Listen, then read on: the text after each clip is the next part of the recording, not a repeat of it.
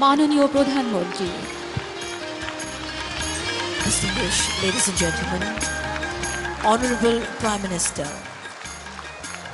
সুধীবৃন্দু, আমাদের মাঝে এসে পৌঁছে যাচ্ছেন আমাদের পরম সম্মানীয় প্রধান অতিথি, এই বাংলার জাগরণের নতুন এক জাগরণের মহাকবি। তিনি এসেছেন আমাদের মাঝে। হাজার হাজার সদস্য প্রকৌশলী ডেলিগেটর তারা অন্তরের শ্রেষ্ঠ শ্রদ্ধায় করতালিতে তাকে বরণ করছেন। মাননীয় প্রধানমন্ত্রী আমাদের মাঝে এসে পৌঁছেছেন। সুধীবৃন্দ, মাননীয় প্রধানমন্ত্রী আসন গ্রহণ করেছেন।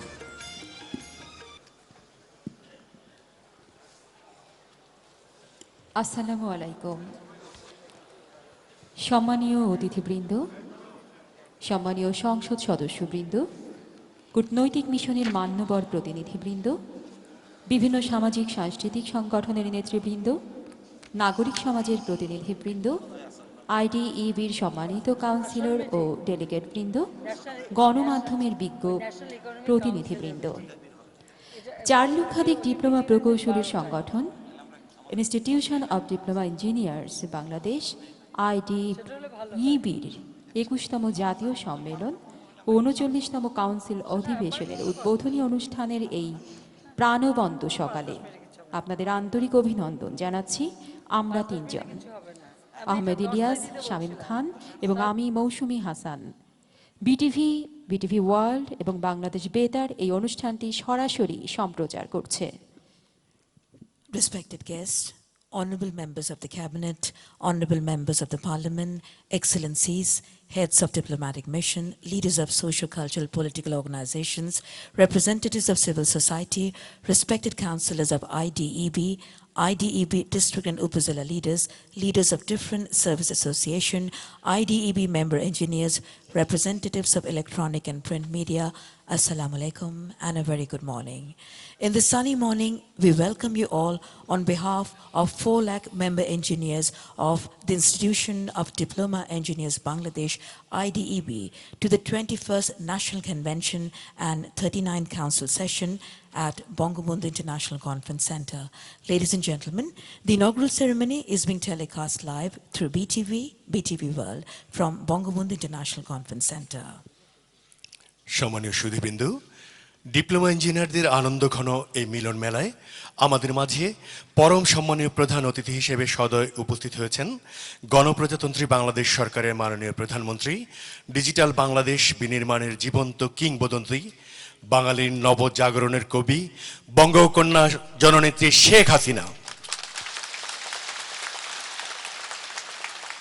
Ladies and gentlemen, in this prestigious assembly of diploma engineers, Honorable Prime Minister, Government of the People's Republic of Bangladesh, the living legend of building digital Bangladesh, the visionary Renaissance poet, Bongokonna Janonetri Sheikh Hasina, is kindly gracing the occasion as chief guest. এই বর্ণাঢ্য আয়োজনে সভাপতির আসন অলংকৃত করছেন 4 লক্ষাধিক diploma ইঞ্জিনিয়ারের প্রাণপ্রিয় নেতা, স্যার ডিপ্লোমা ইঞ্জিনিয়ার্স ফোরাম এর প্রতিষ্ঠাতা সেক্রেটারি জেনারেল ও বর্তমান কো-চেয়ারম্যান এবং বিজ্ঞান ও প্রযুক্তি মনস্ক জাতি গঠনের অগ্রদূত আইডিএবির বরেণ্য সভাপতি জনাব AKMA হামিদ। মঞ্চে আছেন সার্ক ডিপ্লোমা ইঞ্জিনিয়ার্স ফোরামের সেক্রেটারি জেনারেল, দেশে কারিগরি শিক্ষা বিস্তারে নিবেদিত কর্মী ও বিশিষ্ট কারিগরি শিক্ষাবিদ, ইনস্টিটিউশন অব ডিপ্লোমা ইঞ্জিনিয়ার্স বাংলাদেশের সম্মানীয় সাধারণ সম্পাদক জনাব Mohammad Shamsur Rahman. Ladies and gentlemen, beloved leader of 4 lakh diploma engineers, Founder, Secretary General, and present co-chairman of SARC Diploma Engineers Forum, pioneer of building science and technology-minded nation, renowned president of IDEB, engineer AKMA Hamid, is presiding over the colorful convention. Secretary General of SARC Diploma Engineers Forum, dedicated personality for expansion of technical education in the country, eminent technical educationist and General Secretary of IDEB, Engineer Mohammad Shamsur Rahman, is also present on the dais.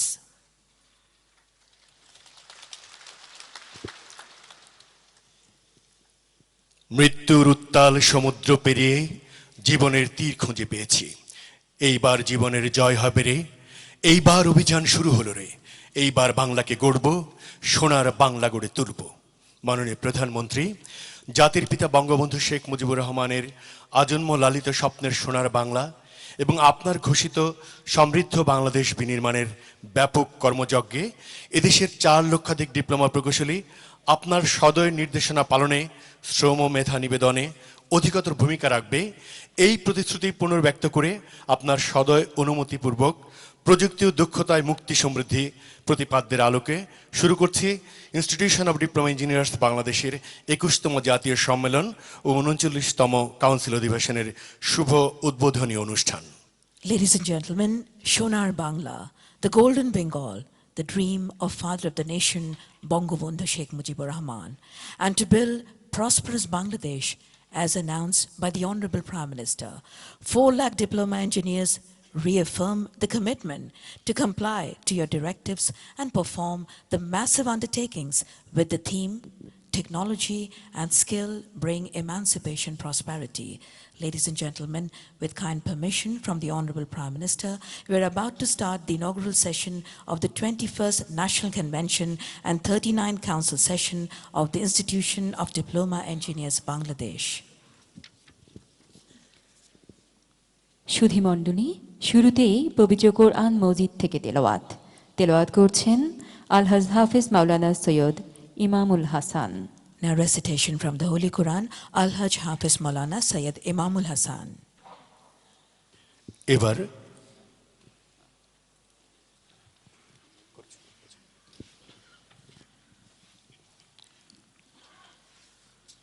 السلام عليكم ورحمة الله وبركاته.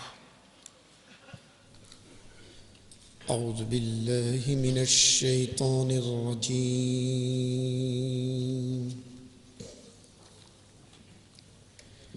بسم الله الرحمن الرحيم.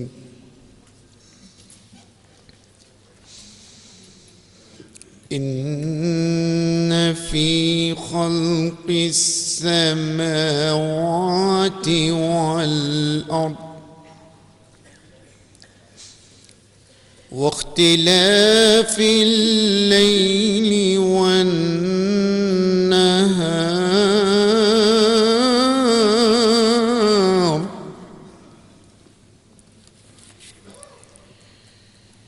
واختلاف الليل والنهار لآيات لأولي الألباب.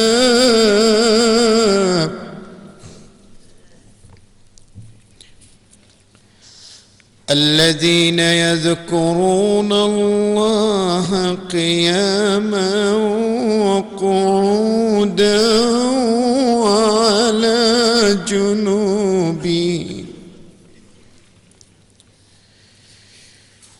ويتفكرون في خلق السماوات والأرض ربنا ما خلقت هذا باطلا سبحانك فقنا عذاب النار. صدق الله العظيم. সূরা আল ইমরান আয়াত 190-91 বাংলায় অনুবাদ। নিশ্চয়ই ভূমণ্ডল এবং নভমণ্ডলের সৃষ্টিতে রাত ও দিবসের আবর্তনে তথ্য ও প্রযুক্তি গবেষকদের জন্য রয়েছে নিদর্শন, যারা দাঁড়িয়ে বসে ও শায়িত অবস্থায় মহান স্রষ্টা আল্লাহর স্মরণ করে আর চিন্তা ও গবেষণায় করে আসমান ও জমিন সৃষ্টি সম্পর্কে। তারা বলেন, হে আমাদের প্রতিপালক, এসব আপনি অনর্থক সৃষ্টি করেননি, তাই সকল পবিত্রতা আপনারই জন্য। আপনি আমাদেরকে জাহান্নামের কঠিন শাস্তি থেকে মুক্তি দান করুন। বারাকাল্লাহু লানা ওয়া লাকুম ফিল কুরআনিল আযীম। আল্লাহুম্মা গফির লি ওয়া লিওয়ালিদাইয়া ওয়া লিল মুমিনিনা ইয়াওমা ইয়াকুমুল হিসাব। আসসালামু আলাইকুম ওয়া রাহমাতুল্লাহি ওয়া বারাকাতুহু। সুধীবৃন্দ, এবারে পবিত্র গীতা থেকে পাঠ করছেন স্বামী দেবোত্থানন্দ। স্বামী দেবোত্থানন্দ। Now recitation from the Holy Gita, Swami Debodhananda.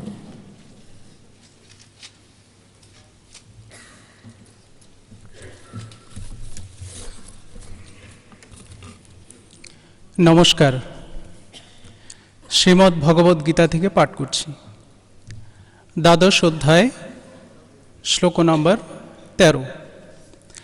অদ্দেষ্টা সর্বভূতানাং Maitra করুণয়ে বচ নির্মম নিরহংকার সমদুঃখ সুখক্ষমী। শ্রী ভগবান বলছেন, যিনি কাউকে হিংসা করেন না, সকলের প্রতি মিত্রভাবাপন্ন, দয়ালু, যিনি মমত্ব বুদ্ধিশূন্য, অর্থাৎ জগতের সকল সম্পদ আমার নয়, ঈশ্বরের এ ভাব সম্পন্ন, নিরহংকার, সুখে আসক্তি ও দুঃখে দেশ বর্জিত, ক্ষমাশীল, সর্বদা সন্তুষ্ট, সদা সমাহিত চিত্ত, সদা সংযত স্বভাব, সদা তত্ত্ব বিষয়ে দৃঢ় নিশ্চয় এবং যার মন ও বুদ্ধি সর্বদা আমাতে অর্পিত, তিনি আমার প্রিয় ভক্ত। তৃতীয় অধ্যায়, শ্লোক নম্বর 19। তস্মাৎ আসক্ত সততং কার্যং কর্ম সমাচর অসক্ত হে আচরণ কর্ম পরম আপনতি পুরুষ। শ্রী ভগবান বলছেন, তুমি অনাসক্ত হয়ে সর্বদা কর্তব্য কর্মের অনুষ্ঠান করো। কামনাশূন্য হয়ে কর্ম করলে মানুষ নিশ্চয়ই শ্রেষ্ঠত্ব অর্থাৎ মুক্তি লাভ করে। ওং শান্তি শান্তি শান্তি। সকলে শান্তি লাভ করুক, সকলের কল্যাণ হোক। নমস্কার। এখন পবিত্র বাইবেল থেকে পাঠ করছেন father Benjamin Costa. Now recitation from the Holy Bible, Father Benjamin Costa.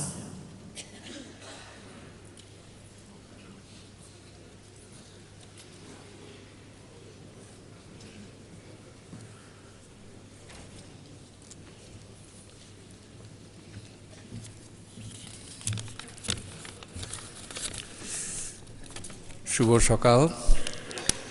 সাম সঙ্গীত 8 নম্বর থেকে পাঠ করছি। হে সদাপ্রভু, আমাদের প্রভু, সারা দুনিয়ায় রয়েছে তোমার মহিমার প্রকাশ। স্বর্গে তোমার মহিমা তুমি স্থাপন করেছ। ছোট্ট ছেলে মেয়ে ও শিশুদের কথাকে তুমি শক্তির দুর্গ করেছ। আমি যখন তোমার হাতে গড়া আকাশের দিকে তাকাই আর সেখানে তোমার স্থাপিত চাঁদ আর আকাশের তারাগুলো দেখি, তখন ভাবি, মানুষ এমন কি যে তুমি তার বিষয়ে চিন্তা করো, মানুষের সন্তানই বা কি যে তুমি তার দিকে মনোযোগ দাও। তুমি মানুষকে স্বর্গদূতের চেয়ে সামান্য নিচু করেছ। রাজমুকুট হিসেবে তুমি তাকে দান করেছ গৌরব ও সম্মান। তোমার হাতের সৃষ্টির শাসনভার তুমি তারই হাতে দিয়েছ, আর তার পায়ের তলায় রেখেছ এই সব গরু ও ভেড়ার পাল আর পৃথিবীর অন্য সব পশু, আকাশে উড়ে বেড়ানো পাখি, সাগরের মাছ আর সাগর পথে ঘুরে বেড়ানো অন্য সব প্রাণী। হে সদাপ্রভু, আমাদের প্রভু, সারা দুনিয়ায় রয়েছে তোমার মহিমার প্রকাশ। ধন্যবাদ। সুধীবৃন্দ, এবারে পবিত্র ত্রিপিটক থেকে পাঠ করছেন ধর্মানন্দ থেরো। ধর্মানন্দ থেরো। Recitation from the Holy Tripitaka, Dharmananda Thero. নমো তস্য ভগবতো অরহতো সম্মা সম্বুদ্ধস্য। মহাকর্ণিক তথাগত গৌতম বুদ্ধকে বন্দনা জানিয়ে আমি পবিত্র ত্রিপিটক থেকে 2টি বাণী পাঠ করছি। অবিত্তরেত কল্যাণে পাপচিত্তং নিবারয়ে দণ্ডং হি করত ভূয়ং পাপস্মিং রমতে মনো পাপংসে পরিচয়কৈর নতং কৈর পুনঃ পুনঃ ন তম্বিং করিয়ত দুঃখ পাপসুচ্চয়। বুদ্ধ বলছেন, ভালো কাজ, পুণ্যময় কাজ এবং কল্যাণ কর্ম যত তাড়াতাড়ি সম্ভব আরম্ভ করবে। নিজের মনকে কলুষমুক্ত রাখবে। নিজেকে সঠিক পথে পরিচালিত করো, পাপ হতে বিরতি থাকো। মনে রাখবে, পুণ্যকর্ম অতি সত্বর করো, কারণ বিলম্ব হলে মনে পাপ আসতে পারে। যদি মন একবার পাপকর্মে আকৃষ্ট হয়, ভালো কাজটি আর করা সম্ভব হয় না। সেই জন্য কল্যাণ কর্ম অতি সত্বর করো। সব্যে সত্তা সুখিতা হন্তু, জগতে সকল প্রাণী সুখী হোক, সুখী হোক, সুখী হোক। সুধীমণ্ডলী, 52 ভাষা আন্দোলন, 66 6 দফা, 69 গণ অভ্যুত্থান এবং 1971 সালের মহান মুক্তিযুদ্ধে বীর শহীদান, সর্বকালের সর্বশ্রেষ্ঠ বাঙালি, স্বাধীন বাংলাদেশের মহান স্থপতি, জাতির পিতা বঙ্গবন্ধু শেখ মুজিবুর রহমান ও তার পরিবারের সদস্যবর্গ, জেল হত্যায় শাহাদাত বরণকারী জাতীয় চার নেতা, 1886 সালে যুক্তরাষ্ট্রের শিকাগো শহরে শ্রমিকদের ন্যায্য অধিকার প্রতিষ্ঠায় আত্মোৎসর্গকারী শ্রমিক নেতৃবৃন্দ, প্রয়াত জাতীয় ও আন্তর্জাতিক ব্যক্তিবর্গ এবং আইডিইবির সদস্য প্রকৌশলী সহ দেশমাতৃকার কল্যাণে আত্মোৎসর্গকারীদের প্রতি বিনম্র শ্রদ্ধা নিবেদনার্থে দাঁড়িয়ে 1 মিনিট নীরবতা পালনের জন্য সকলের প্রতি বিনীত আহ্বান জানাচ্ছি। Ladies and gentlemen, we shall now observe 1 minute silence.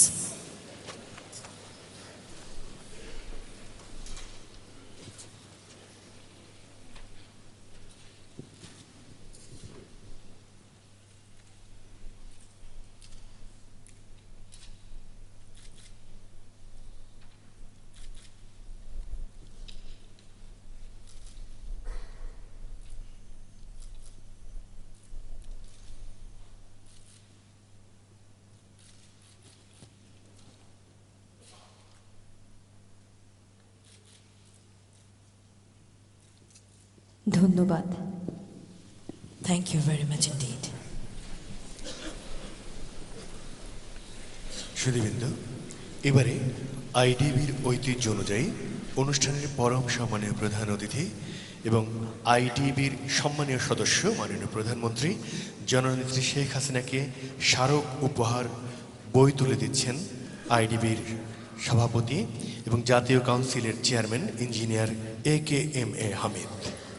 Ladies and gentlemen, according to the tradition of IDEB, now books will be presented to the Honorable Prime Minister.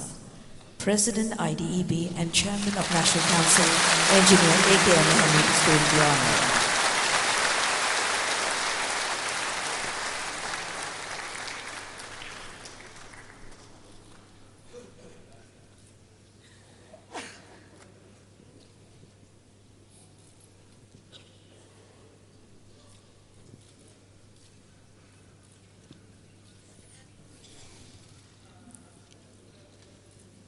মাননীয় প্রধানমন্ত্রী গ্রহণ করলেন আমাদের স্মারক উপহার। প্রিয় সুধী, এবারে অ্যালবামে স্বাক্ষরের মাধ্যমে আইডিবির 21তম জাতীয় সম্মেলন ও 39তম কাউন্সিলের শুভ উদ্বোধন ঘোষণা করার জন্য মাননীয় প্রধানমন্ত্রী দেশরত্ন বঙ্গকন্যা শেখ হাসিনাকে বিনীত অনুরোধ জানাচ্ছি। May I now request our Chief Guest, Honorable Prime Minister, to kindly inaugurate the 21st National Convention and 39th Council Session of the Institution of Diploma Engineers, Bangladesh.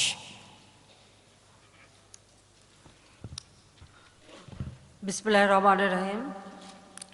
আমি অত্যন্ত আনন্দের সাথে প্রযুক্তি ও দক্ষতায় মুক্তি সমৃদ্ধি প্রতিপাদ্যে আয়োজিত institution of diploma engineers Bangladesh IDEB এর 21তম জাতীয় সম্মেলন ও 39তম কাউন্সিল অধিবেশনের শুভ উদ্বোধন ঘোষণা করছি।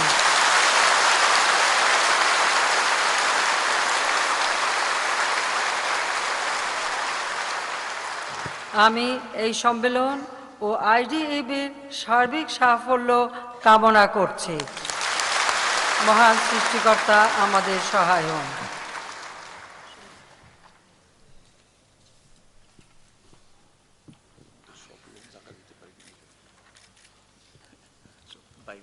বিনম্র শ্রদ্ধা ভরে কৃতজ্ঞতা প্রকাশ করছি মাননীয় প্রধানমন্ত্রী।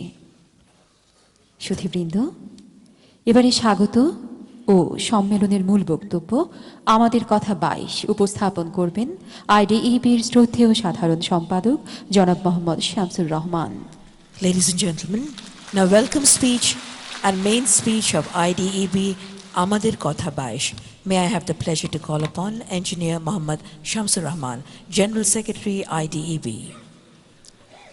বিসমিল্লাহির রহমানির রহিম। সমবেত সুধী মণ্ডলী, আসসালামু আলাইকুম। Good morning everybody.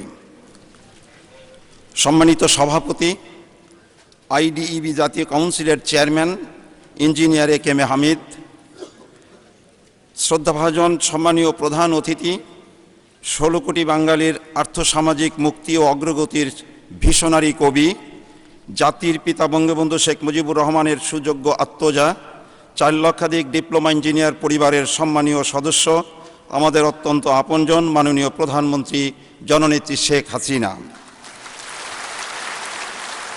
উপস্থিত মন্ত্রী পরিষদ সদস্য, মাননীয় প্রধানমন্ত্রীর উপদেষ্টাবৃন্দ, মহান জাতীয় সংসদের আইন প্রণেতাবৃন্দ, সামাজিক সাংস্কৃতিক রাজনৈতিক সংগঠনের শ্রদ্ধাভাজন নেতৃবৃন্দ, নাগরিক সমাজের প্রতিনিধিবৃন্দ, সরকারের ঊর্ধ্বতন কর্মকর্তাবৃন্দ, প্রধানমন্ত্রীর কার্যালয়ের সামরিক বেসামরিক ঊর্ধ্বতন কর্মকর্তাবৃন্দ, কেন্দ্রীয় কমিটির সহকর্মীবৃন্দ, excellencies, member of the diplomatic mission and different international agencies, distinguished guests, leaders of SHARC Diploma Engineers Forum, honorable guests from different countries, print ও ইলেকট্রনিক মিডিয়ার বিজ্ঞ প্রতিনিধিবৃন্দ, আইডিবির শ্রদ্ধাভাজন প্রবীণ সদস্যবৃন্দ, বঙ্গবন্ধু ডিপ্লোমা প্রকৌশলী পরিষদের শ্রদ্ধাভাজন নেতৃবৃন্দ, নিরাপত্তায় নিয়োজিত সম্মানিত সদস্যবৃন্দ, আইডিবির পদক 2016 প্রাপ্ত গুণী সদস্য প্রকৌশলী ও তাদের পরিবারের সদস্যবর্গ, সম্মানিত কাউন্সিলর ও ডেলিগেটবৃন্দ,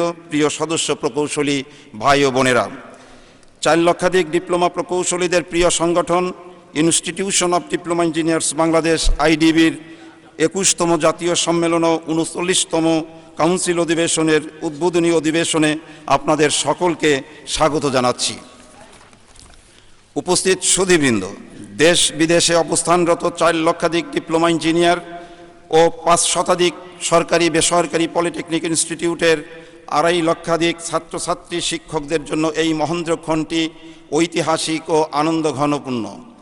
কেননা আমাদের মাঝে এমন একজন মুক্তির অগ্রদূত ও বাঙালির নবজাগরণের কবি উপস্থিত, যার সান্নিধ্য ও দিক নির্দেশপূর্ণ আঙ্গুলি নির্দেশ প্রাপ্তির লক্ষ্যে এদেশের ডিপ্লোমা ইঞ্জিনিয়ারগণ প্রতি মুহূর্তে অধীর আগ্রহে থাকে, যাকে আমরা আমাদের অভিভাবক ও শেষ ভরসাস্থল হিসাবে মনে প্রাণে ধারণ করি।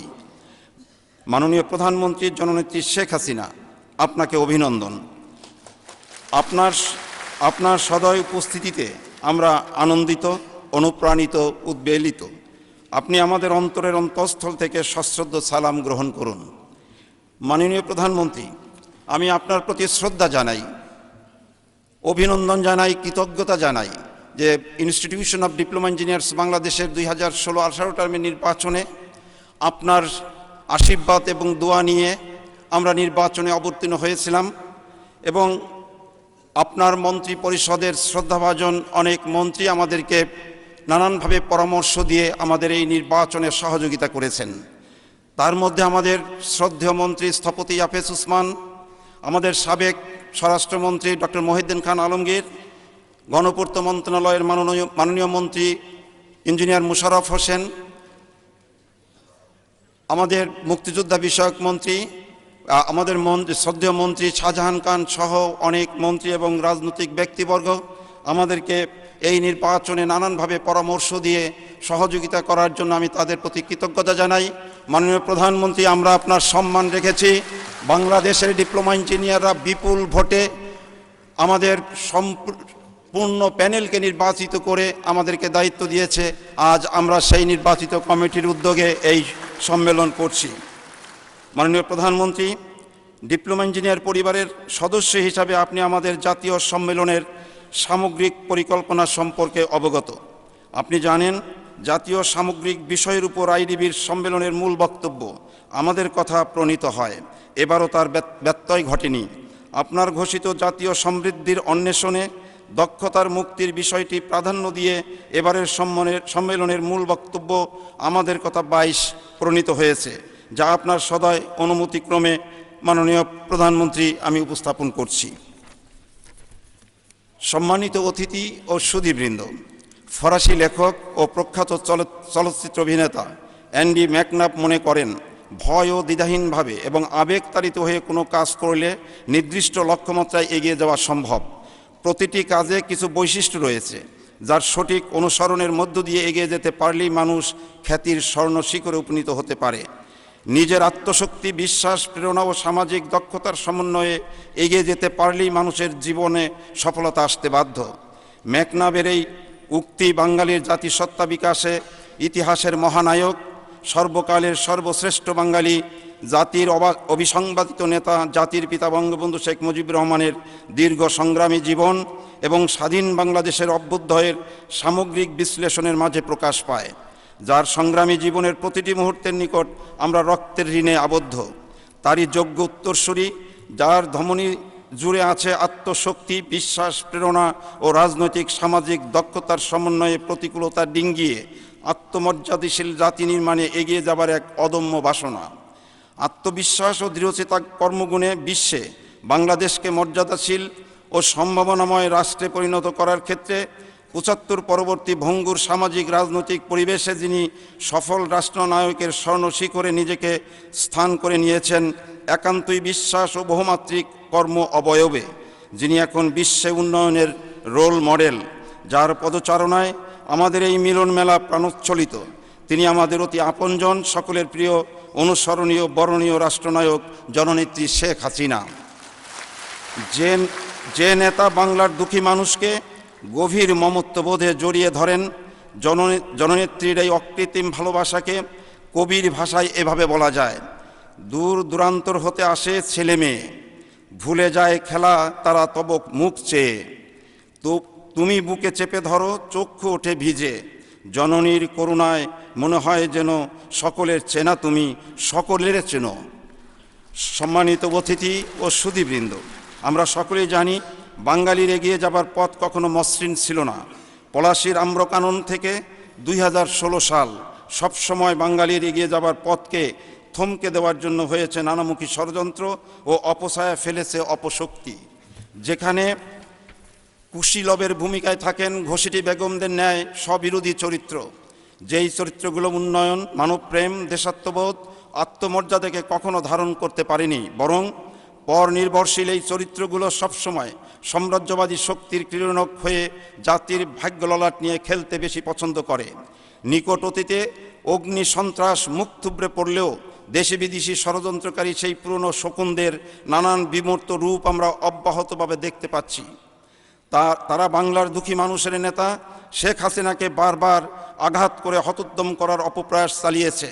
তারা সাম্প্রদায়িক সম্প্রীতি নষ্ট করার জন্য সংখ্যালঘুদের হত্যার পথ বেছে নিয়েছে। বিদেশিদের হত্যা করে আন্তর্জাতিক অঙ্গনে দেশের ভাবমূর্তি নষ্ট করার অপকৌশল গ্রহণ করেছে। আন্তর্জাতিক সাম্রাজ্যবাদী শক্তি নিজস্ব বলয় সৃষ্টির জন্য আইএস জঙ্গি গোষ্ঠীর কালিমা লেপনের অপতৎপরতা চালাচ্ছে। নিউ ইয়র্ক ফেডারেল ব্যাংকে গচ্ছিত রিজার্ভ চুরির মাধ্যমে আর্থিক খাতে বিশৃঙ্খলা সৃষ্টির অপপ্রয়াস চালাচ্ছে। একের পর এক পরিকল্পিত হত্যাকাণ্ডের মাধ্যমে জাতির মাঝে জন্ম নেওয়া বিশ্বাসের ভিত্তিমূল নষ্ট করার চেষ্টা চালাচ্ছে।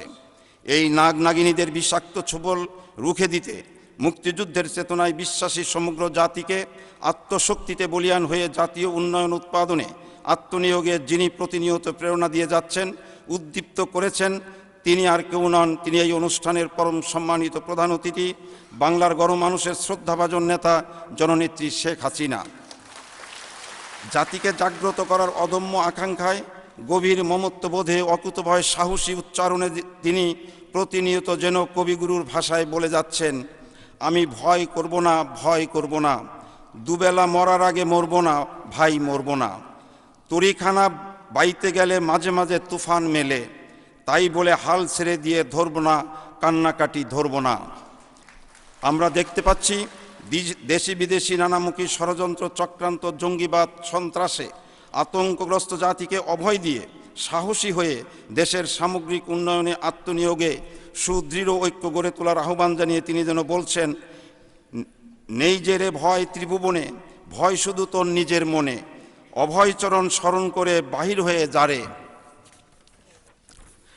শ্রদ্ধাভাজন প্রধানমন্ত্রী, কৃষিমাতৃক বাংলাদেশে আজ আমরা যেখানে অবস্থান করি না কেন, আমাদের নারীর বন্ধন কৃষি ও কৃষকের সাথে গাঁথা।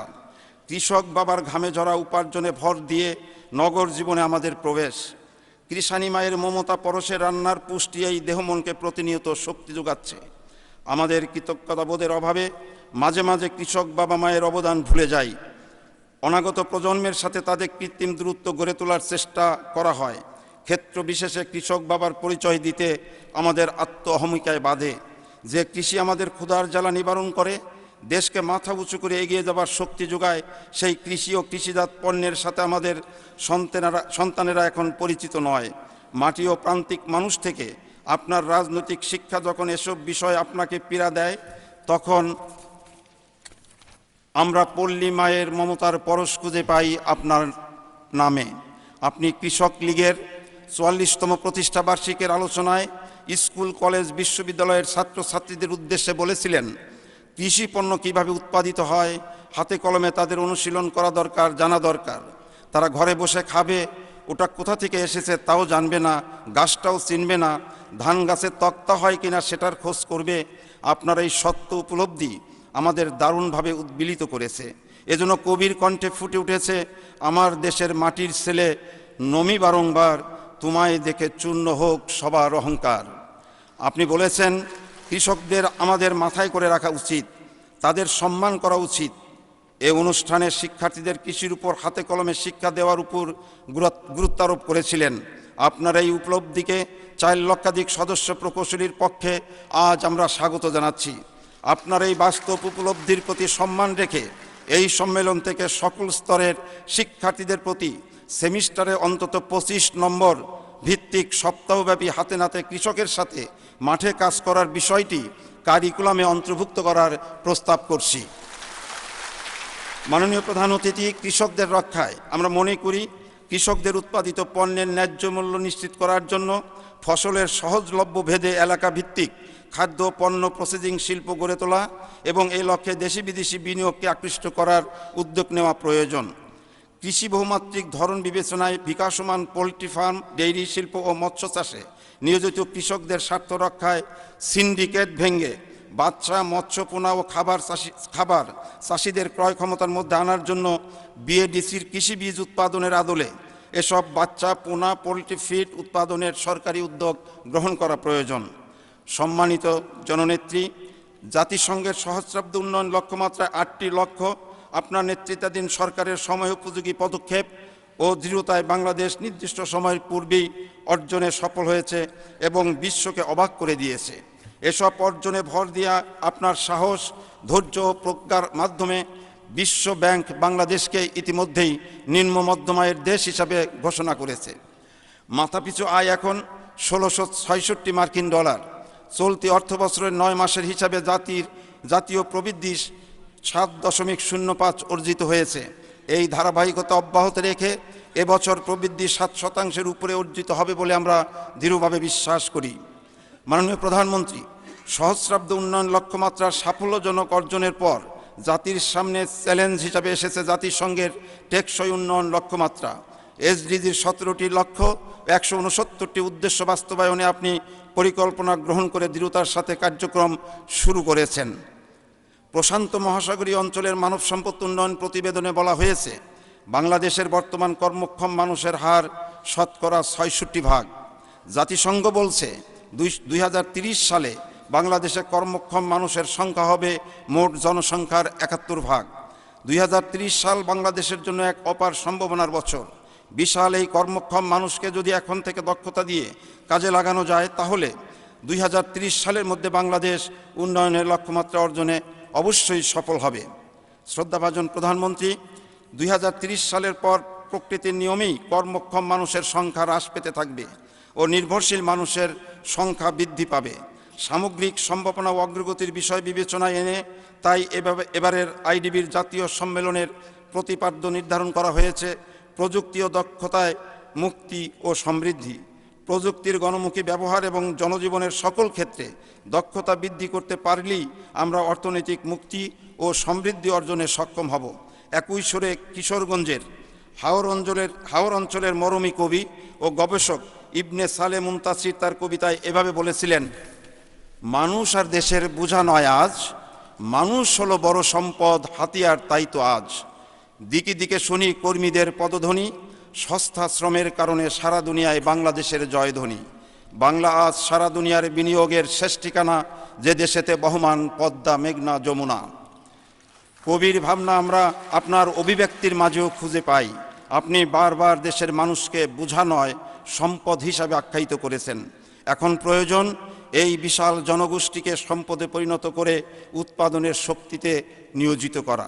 মাননীয় প্রধানমন্ত্রী, বিশ্বে প্রাকৃতিক সম্পদের একটা সীমাবদ্ধতা রয়েছে। মাটির উর্বরতা শক্তিও একটি সময়ে হ্রাস পায়, প্রাকৃতিক সম্পদের যোগানও কমে আসে, একমাত্র মানব সম্পদের ক্ষয় নেই। এই মানব সম্পদ উন্নয়নের জন্য সামগ্রিক দক্ষতা ও মানবিক মূল্যবোধের উন্নয়নের প্রয়োজন। একথা প্রথম অনুধাবন করেছিলেন জাতির পিতা বঙ্গবন্ধু শেখ মুজিবুর রহমান। যুক্তফ্রন্ট সরকারের শিল্পমন্ত্রী থাকাকালীন সময়ে তার প্রস্তাবেই স্থাপিত হয়েছিল প্রথম আজকের ঢাকা পলিটেকনিক ইনস্টিটিউট। এরও পূর্বে 1950-51 সাল থেকেই ডিপ্লোমা ইঞ্জিনিয়ারদের নানাভাবে সংগঠিত করা, দেশের জন্য অবদান রাখা এবং পাকিস্তানি শাসকদের বিরুদ্ধে আন্দোলন সংগ্রামে ডিপ্লোমা প্রকৌশলীদের সিদ্ধান্ত গ্রহণ পর্যায়ে সাহস জুগিয়েছেন, পরামর্শ প্রদান করেছেন বঙ্গবন্ধু। এইভাবেই আমরা 1952, 56, 62, 66, 69-এর গণঅভ্যুত্থান, 70-এর নির্বাচন, 71-এর মহান মুক্তিযুদ্ধের সকল পর্যায়ের আন্দোলন সংগ্রাম এবং আমাদের প্রিয় সংগঠন আইডিবি প্রতিষ্ঠায়ও পেয়েছি আমরা এই মহান নেতার অভিভাবকত্ব। তার সান্নিধ্যে আমরা ধন্য হয়েছি। কাজেই ঐতিহাসিকভাবেই ডিপ্লোমা প্রকৌশলীদের সাথে বঙ্গবন্ধু ও তার দল বাংলাদেশ আওয়ামী লীগের সাথে আত্মিক বন্ধন সৃষ্টি হয়েছে। তারই ধারাবাহিকতায় আপনার নিকটও আমরা পাচ্ছি অভিভাবকের মমত্ববোধের সহযোগিতা, স্নেহ, ভালোবাসা। আমরা গ্রাম থেকে শহর পর্যন্ত সর্বস্তরের উন্নয়ন উৎপাদনের কার্যক্রমে নিয়োজিত থেকে আপনার প্রদর্শিত পথে দেশকে এগিয়ে নিয়ে যাবার নিরন্তর প্রচেষ্টায় আমরা রত আছি। আপনার নেতৃত্বে বর্তমান সরকার একটি প্রযুক্তি মনস্ক জাতি গঠনের প্রত্যাশায় ইতিমধ্যে 1800 স্কুলে এসএসসি ভোকেশনাল কোর্স চালু করেছেন। 49টি সরকারি পলিটেকনিক ইনস্টিটিউটের 2019 সালের মধ্যে আরও অতিরিক্ত 1 লক্ষ ছাত্র ভর্তি করার 3000 কোটি টাকার প্রকল্প গ্রহণ করেছেন। 23টি বিশ্বমানের পলিটেকনিক স্থাপন করার সিদ্ধান্ত হয়েছে। 3টি মহিলা পলিটেকনিক স্থাপনের সিদ্ধান্ত গ্রহণ করেছেন এবং প্রত্যেকটি উপজেলায় একটি করে টেকনিক্যাল স্কুল সৃষ্টি করার প্রকল্প হাতে নিয়েছেন। 100 উপজেলায় কাজ শুরু হয়েছে। আমরা মনে করি এই কারিগরি শিক্ষা দেশের সর্বস্তরে ছড়িয়ে দেওয়ার জন্য প্রাথমিক স্তরের কোমলমতি শিক্ষার্থীদের মাঝে কারিগরি ও প্রযুক্তি বিষয় প্রাথমিক ধারণা দেওয়ার জন্য ন্যূনতম একটি করে বিষয় অন্তর্ভুক্ত করা প্রয়োজন এবং একজন করে ডিপ্লোমা প্রযুক্তিবিদ শিক্ষক নিয়োগ দেওয়া প্রয়োজন। দেশের প্রতিটি মাধ্যমিক বিদ্যালয়ে 6ষ্ঠ থেকে 10ম শ্রেণী এবং কলেজ পর্যায়ে একাদশ থেকে দ্বাদশ শ্রেণী পর্যন্ত ন্যূনতম 2টি কারিগরি বিষয় অন্তর্ভুক্ত করা প্রয়োজন। প্রতি টেকনোলজির জন্য কমপক্ষে 2 জন প্রযুক্তিবিদ শিক্ষক নিয়োগ দেওয়া প্রয়োজন। এসডিতে বলা হয়েছে, education ensure inclusive and equality education and promote life long learning opportunities for all. এই লক্ষ্য অর্জনের জন্য আমরা পলিটেকনিক ইনস্টিটিউট থেকে পাশ করা ডিপ্লোমা ইঞ্জিনিয়ারদের জন্য জাতীয় শিক্ষানীতির সুপারিশ অনুযায়ী দেশের সকল বিশ্ববিদ্যালয়ে তাদের উচ্চশিক্ষার দ্বার উন্মুক্ত করার সুপারিশ করছি। একই সঙ্গে কারিগরি শিক্ষা অধিদপ্তরাধীন 4টি ইঞ্জিনিয়ারিং কলেজের মধ্যে 2টি ইঞ্জিনিয়ারিং কলেজকে শুধুমাত্র ডিপ্লোমা ইঞ্জিনিয়ারদের জন্য নির্ধারণ করার অনুরোধ জানাচ্ছি এবং বাকি 2টিকে ভারতের এনআইটিটিআর-এর ন্যায় জরুরি ভিত্তিতে শিক্ষক প্রশিক্ষণ ও গবেষণা ইনস্টিটিউট হিসাবে প্রতিষ্ঠা করার অনুরোধ জানাচ্ছি। মাধ্যমিক স্তরে নিযুক্ত ডিপ্লোমা প্রযুক্তিবিদ শিক্ষকদের ধরে রাখার জন্য, আকৃষ্ট করার জন্য তাদেরকে অন্যান্য সংস্থায় ডিপ্লোমা প্রকৌশলীদের ন্যায় তাদের বেতন ভাতার সুবিধা দেওয়া প্রয়োজন। পলিটেকনিক শিক্ষকদের মর্যাদা দেওয়ার জন্য সমাজে গ্রহণযোগ্যতা বৃদ্ধি করার জন্য মাননীয় প্রধানমন্ত্রী আপনি বিগত সম্মেলনে ঘোষণা করেছিলেন তাদের পদবি পরিবর্তন করে লেকচারার প্রফেসর প্যাটার্ন করা হবে। আমরা মনে করি এটি জরুরি ভিত্তিতে বাস্তবায়ন করা প্রয়োজন। আমরা মনে করি কারিগরি শিক্ষাকে আধুনিকরণ করার জন্য প্রতিনিয়ত কারিকুলাম আধুনিক করার পদক্ষেপ গ্রহণ করা প্রয়োজন। দেশের বর্তমানে চালু 4 শতাধিক বেসরকারি পলিটেকনিক ইনস্টিটিউটকে কঠোরভাবে মান নিয়ন্ত্রণে বাধ্য করতে হবে। কারিগরি বৃত্তিমূলক শিক্ষার শিক্ষকদেরকে শিল্প কারখানায় দেশে বিদেশে প্রশিক্ষণের ব্যবস্থা করতে হবে। শ্রদ্ধাভাজন প্রধানমন্ত্রী, আপনার জাতিসংঘের পরিবেশ বিষয়ক সর্বোচ্চ পুরস্কার চ্যাম্পিয়ন অব দ্য আর্থ প্রাপ্তি জাতি রাষ্ট্র হিসাবে বাংলাদেশের 16 কোটি মানুষকে মর্যাদাবান করেছে। আপনার এই পুরস্কার অর্জন আগামী দিনে জলবায়ু পরিবর্তনজনিত পরিবেশ মোকাবেলায় ইতিবাচক ভূমিকা পালনে আমাদের অনুপ্রাণিত করবে। আপনার নেতৃত্বে রাষ্ট্র জনগণকে সম্পৃক্ত করে জলবায়ু পরিবর্তনের ঝুঁকি মোকাবেলার যে অসাধারণ দৃষ্টান্ত বিশ্ব দেখেছে, তা বাংলাদেশের ন্যায় অন্যান্য উন্নয়নশীল জাতি রাষ্ট্রকে ঝুঁকি মোকাবেলায় পথ দেখাবে। মাননীয় প্রধানমন্ত্রী, আমরা মনে করি এই জলবায়ু ঝুঁকি মোকাবেলা ও পরিবেশ রক্ষার স্বার্থে কৃষি জমিতে যত্রতত্র মিল কারখানা নির্মাণ বন্ধ করতে হবে। মিল কারখানা নির্মাণে নির্দিষ্ট এলাকা নির্বাচন করতে হবে। ইট ভাটার মাধ্যমে কার্বন নিঃসরণের মাত্রা কমিয়ে আনার জন্য পরিবেশ অধিদপ্তরকে কার্যকর ভূমিকা রাখতে হবে। এছাড়া নদী থেকে উত্তোলিত বালি ব্যবহার করে ইটের বিকল্প তৈরি ও ব্যবহার নিশ্চিত করতে হবে। নগর জীবনে হাইড্রোলিক হর্ন ব্যবহার প্রবণতা শূন্যের কোঠায় নিয়ে আসার ব্যবস্থা নিতে হবে। ইট পাথরের নগরীকে সুবিধায়ন করার জন্য রাষ্ট্রীয়ভাবে উদ্যোগের পাশাপাশি সামাজিক আন্দোলন গড়ে তোলার উদ্যোগ নিতে হবে। মাননীয় প্রধানমন্ত্রী, আমি আপনার সময় স্বল্পতার জন্য আমার বক্তব্য আমি পড়ছি না, অনেক অংশই যেটুকু আমি পড়ছি না সেটুকু পঠিত হলো বলে গণ্য করতে হবে। আমরা এখানে বিদ্যুতের অস্বাভাবিক উন্নয়নের কথা বলেছি। আগামী দিনের বিদ্যুৎ এবং জ্বালানির সম্ভাবনা ক্ষেত্রগুলো চিহ্নিত করে বাস্তবায়নের কথা বলেছি। আমরা যোগাযোগে অভাবনীয় সাফল্যের কথা এখানে উল্লেখ করেছি এবং মাননীয় প্রধানমন্ত্রী রেলওয়ে মন্ত্রণালয় স্থাপন করার মাধ্যমে রেলকে গোটা বাংলাদেশের জনগণের সহজলভ্য করার জন্য যে ব্যাপক পরিকল্পনা গ্রহণ করেছেন এবং ভবিষ্যতে জনগণের কল্যাণে গোটা দেশকে রেলের আওতায় আনার কথা আমরা বলেছি বিস্তারিতভাবে। মাননীয় প্রধানমন্ত্রী, ইতিমধ্যে আপনি গণতন্ত্র, সুশাসন, সন্ত্রাস ও জঙ্গিবাদ দমন, শান্তি প্রতিষ্ঠা, ডিজিটাল বাংলাদেশ গঠন, জলবায়ু পরিবর্তনের ঝুঁকি মোকাবেলা, নারীর ক্ষমতায়ন, নারী পুরুষের বৈষম্য হ্রাস, নারী ও শিশুর মৃত্যুর হার হ্রাস, বাংলাদেশের সাংস্কৃতিক বৈচিত্র্য রক্ষা, একটি বাড়ি একটি খামার প্রকল্প সহ অনেক উন্নয়নমূলক কর্মকাণ্ড করে বাংলাদেশকে এগিয়ে নিয়ে গেছেন এবং বাংলাদেশ এখন উন্নয়নের মডেলে পরিণত হয়ে গেছে। আপনার এসব অর্জনকে আমরা আবারও কবিগুরুর ভাষায় এইভাবে ব্যক্ত করতে পারি: মানুষের আলো জ্বালায় তার আত্মা, তখন ছোট হয়ে যায় তার সঞ্চয়ের অহংকার। জ্ঞানে প্রেমে ভাবে বিশ্বের মধ্যে ব্যাপ্তি দ্বারাই সার্থকর সেই আত্মা। আপনি আত্মার আলোয় 16 কোটি মানুষকে আলোকিত করতে পেরেছেন। জ্ঞানে প্রেমে ভাবে তা বিশ্বে ব্যাপ্তি ঘটেছে। এটাই আমাদের সঞ্চয়, এটাই আমাদের অহংকার, যা আগামী দিনে মুক্তি সমৃদ্ধির সোপানে প্রজন্ম থেকে প্রজন্মকে উদ্ভাসিত করবে। আলোকিত হবে সোনার বাংলা। মাননীয় প্রধানমন্ত্রী, আমরা আগ্রহভরে লক্ষ্য করছি আপনার সুযোগ্য নেতৃত্বাধীন সরকার প্রজাতন্ত্রের কর্মচারীদের জন্য চাকরি আদেশ 2015 জারি করেছেন।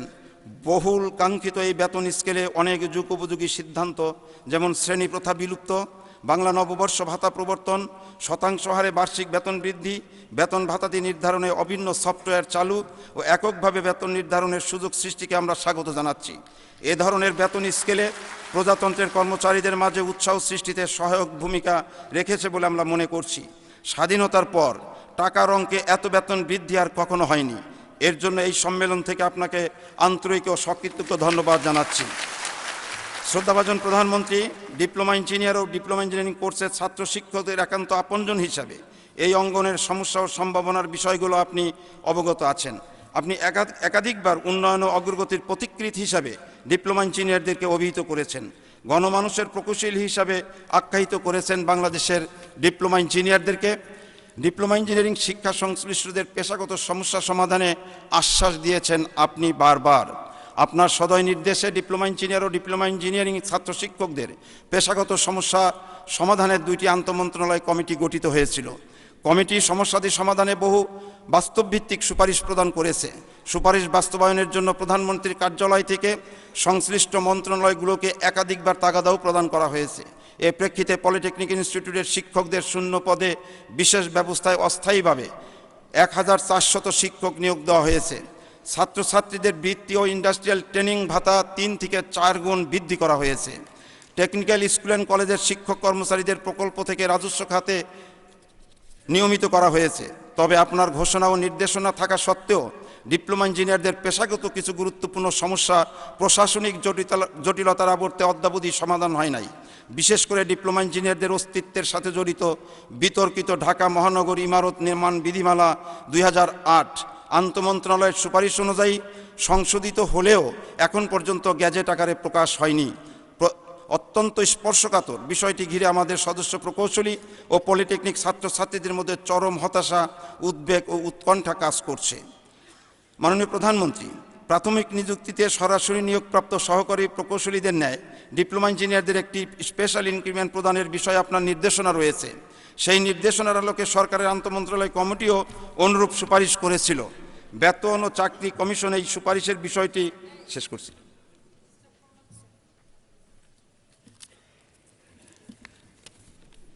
সেই নির্দেশনার আলোকে সরকারের মাননীয় প্রধানমন্ত্রী, আপনাকে অভিনন্দন, কৃতজ্ঞতা।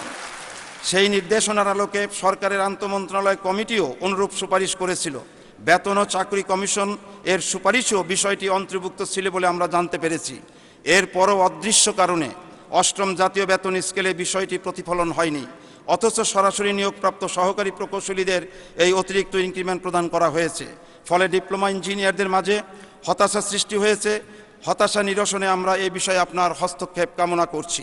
শ্রদ্ধাভাজন প্রধানমন্ত্রী, ডিপ্লোমা ইঞ্জিনিয়ার উপসহকারী প্রকৌশলী ও সমমানের পদ থেকে সহকারী প্রকৌশলী বা সমমানের পদে পদোন্নতির কোটা 33 থেকে 50 ভাগে উন্নীতকরণ ও সর্বোচ্চ ধাপ পর্যন্ত পদোন্নতি অবারিত করার জন্য আপনি সদয় প্রতিশ্রুতি প্রদান করেছিলেন। 1997 সালেও আপনার নেতৃত্বাধীন সরকারের মেয়াদে গঠিত আন্তঃমন্ত্রণালয় কমিটি ডিপ্লোমা ইঞ্জিনিয়ারদের পদোন্নতির কোটা 33 থেকে 40% উন্নীত করার সুপারিশ করেছিল। 2012 সালে গঠিত আন্তঃমন্ত্রণালয় কমিটিও পদোন্নতির কোটা 50 ভাগে উন্নীত করা এবং সর্বোচ্চ পদ পর্যন্ত পদোন্নতি অবারিত করার বিষয়টি যৌক্তিকভাবে বিবেচনার সুপারিশ করেছে। বিষয়টি বাস্তবায়নে প্রধানমন্ত্রীর কার্যালয় থেকে একাধিকবার জনপ্রশাসন মন্ত্রণালয়কে নির্দেশনা দেওয়া হয়েছে, কিন্তু অদৃশ্য কারণে তা আজও বাস্তবায়িত হয় নাই। এ বিষয়ে আপনার নির্দেশনা বাস্তবায়িত না হওয়ায় ডিপ্লোমা ইঞ্জিনিয়ারগণ দারুণভাবে হতাশ। মাননীয় প্রধানমন্ত্রীর নির্দেশ বাস্তবায়ন না হলে আমরা কার কাছে যাব? বিষয়টি বাস্তবায়নে পুনরায় আপনার হস্তক্ষেপ কামনা করছি।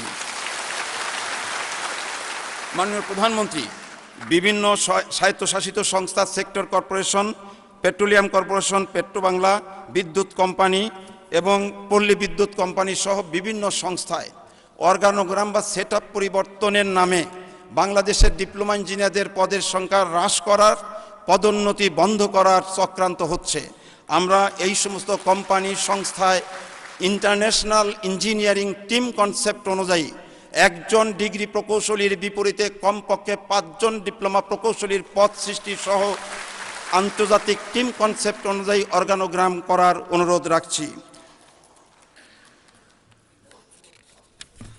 মাননীয় প্রধানমন্ত্রী, 19 মার্চ 2016 বাংলাদেশ নৌবাহিনীর 2টি নতুন যুদ্ধজাহাজ উদ্বোধনকালে আপনি ঘোষণা করেছিলেন আগামী দিনে বিএন ডকইয়ার্ড নৌবাহিনীর জন্য যুদ্ধজাহাজ তৈরি করবে। আপনার এই ঘোষণাকে আমরা স্বাগত জানাচ্ছি। আপনার এই ঘোষণা ও অভিপ্রায় বাস্তবায়নে বিএন ডকইয়ার্ডে দক্ষ জনবল প্রয়োজন। মাননীয় প্রধানমন্ত্রী, এই ডকইয়ার্ডে আমাদের মাত্র 31 জন ডিপ্লোমা ইঞ্জিনিয়ার অত্যন্ত দক্ষতার সাথে তাদের কারিগরি দায়িত্ব পালন করছে, কিন্তু পরিতাপের বিষয় ডিপ্লোমা ইঞ্জিনিয়ারদের নির্ধারিত স্কেলের 2 ধাপ নিচে তাদেরকে বেতন প্রদান করা হয়। কোনো পদোন্নতি নাই, বর্তমানে কোনো নিয়োগ নাই। আমরা এই সকল টেকনোলজি ভিত্তিক প্রতিষ্ঠানে ডিপ্লোমা ইঞ্জিনিয়ার নিয়োগ এবং তাদের যথাযথ মর্যাদা এবং বেতন ভাতা প্রদানের বিষয়টি নিশ্চিত করার জন্য আমরা অনুরোধ রাখছি। মাননীয় প্রধানমন্ত্রী, বিশ্ব শ্রমবাদের চাহিদার আলোকে সরকার ইমার্জিং কোর্স হিসাবে বাংলাদেশ কারিগরি শিক্ষা বোর্ডের অধীনে বিভিন্ন পলিটেকনিক ইনস্টিটিউটে food, environmental, electromedical, construction, mining, instrumentation, process control, telecommunication, network and communication সহ আধুনিক বিভাগ চালু করেছে। ইতিমধ্যে কয়েকটি ব্যাচ বের হয়েছে ডিপ্লোমা ইঞ্জিনিয়াররা। সরকার ডিপ্লোমা এই কোর্সগুলো চালু করলেও তাদের কর্মসংস্থানের সুযোগ বিভিন্ন ডিপার্টমেন্টে আছে, মন্ত্রণালয় আছে, কিন্তু আজ পর্যন্ত কোনো পদ সৃষ্টি করা হয়নি। ফলে পাশ করা এই ডিপ্লোমা প্রকৌশলীরা হতাশাগ্রস্ত হয়ে পড়ছে এবং এই গুরুত্বপূর্ণ টেকনোলজিতে শিক্ষার্থীরা এবং অভিভাবকরা তাদের ছাত্রছাত্রীদের ভর্তি করতে অনীহা প্রকাশ করছে। এ ব্যাপারে আমরা সরকারের আশু হস্তক্ষেপ চাই। এই ইমার্জিং টেকনোলজির এগেনস্টে বিভিন্ন ডিপার্টমেন্টে, মন্ত্রণালয়ে পদ সৃষ্টি করার জন্য আমরা অনুরোধ রাখছি জাতীয় স্বার্থে। শ্রদ্ধেয় নেতা, সমগ্র দেশবাসী অবাক বিস্ময়ে লক্ষ্য করছে যে দেশি বিদেশি নানামুখী গভীর ষড়যন্ত্র, চক্রান্ত, চাপের মুখেও আপনি জীবনের ঝুঁকি নিয়ে সকল বাধা বিপত্তিতে অবিচল থেকে বাংলার গণমানুষের মুক্তির সংগ্রামকে সফল ও সার্থক করণার্থে দৃঢ় পদভারে এগিয়ে যাচ্ছেন। আইডিবির সদস্য প্রকৌশলীগণ বিশ্বাস করে আপনার জয় তথা বাংলার মানুষেরা জয়ী হবেই। স্বামী বিবেকানন্দ বলেছেন, সত্য, সুচিত ও স্বার্থশূন্যতা যেখানেই, অর্থাৎ যে ব্যক্তির মধ্যেই তিনটি বর্তমান, সেখানে সত্য বা স্বর্গালোকের এমন কোনো শক্তি নেই যা তাকে ধ্বংস করতে পারে। মানুষ এই তিনটি গুণে ভূষিত থাকলে সমগ্র জগতের বিরোধিতাকে সে রুখে দিতে পারে। মাননীয় প্রধানমন্ত্রী, কাজ ও কাজের মানুষকে ঘৃণা করার যে হীন সংস্কৃতি, আভিজাত্যবোধ, সেই মূর্খতা ও মিথ্যে অহংবোধ থেকে আমাদের অবশ্যই মুক্ত থাকতে হবে। যাদের বিচিত্র কর্মকাণ্ডের উপর ভর করে জগৎ সংসার চলছে, সেই নিরন্তর মেহনতি মানুষকে অবজ্ঞা, অবহেলা করার হীন মানসিকতা থেকে আমাদের বেরিয়ে আসতে হবে। সভ্যতার স্বার্থে শ্রমের মর্যাদা দিতে হবে। যে মহৎ চেতনাবোধ ধারণ করে মহান মুক্তিযুদ্ধে বাঙালি স্বপ্রণোদিত হয়ে যুদ্ধ করেছে, স্বপ্ন দেখেছে সাম্য ও সমতার বাংলাদেশ নির্মাণের, সেই চেতনা ধারণ ও লালনের গুরুভার আমাদের অবশ্যই কাজের মাধ্যমে দেখাতে হবে। সম্মানিত প্রধান অতিথি, রবীন্দ্র সাহিত্যের একান্ত অনুরাগী ও ভক্ত হিসাবে আপনি কবির চোখে জগৎ সংসারকে দেখছেন। আপনি সরকারের সর্বোচ্চ পর্যায় থেকেও মমতাময়ী মায়ের দৃষ্টিতে অগ্রগতির নেপথ্য কারিগরদের সর্বদা সম্মান দিচ্ছেন, মূল্যায়ন করছেন। কবিগুরু আজ আপনার কর্মসাধনায় তৃপ্ত, কেননা আপনি কৃষককে মাথায় তুলে নেওয়ার কথা বলেন, কৃষক কৃষাণী বাবা মায়ের সম্মান রক্ষায় সন্তানদের যত্নবান হওয়ার পরামর্শ দেন, শিক্ষার্থীদের কৃষি মাঠে নিয়ে যাওয়ার আহ্বান জানান। একমাত্র মাটির কাছাকাছি মানুষের পক্ষেই এটা সম্ভব বলে আমরা মনে করি। আপনার মাঝে আমরা কবিগুরুর অবয়ব দেখতে পাই, কেননা কবিগুরু বলেছেন, কৃষাণের জীবনের শরিক যেজন, কর্মেও কথায় সত্য আত্মীয়তা করেছে অর্জন। যে আছে মাটির কাছাকাছি, সে কবির বাণী লাগি কান পেতে আছি। উপস্থিত সুধীবৃন্দ, আপনাদের সকলকে ধন্যবাদ। আমি ক্ষমা চেয়ে নিচ্ছি মাননীয় প্রধানমন্ত্রী, আমি সময় বেশি নিয়ে ফেলছি, আপনার সময় নষ্ট করেছি। আপনাদের সকলকে ধন্যবাদ।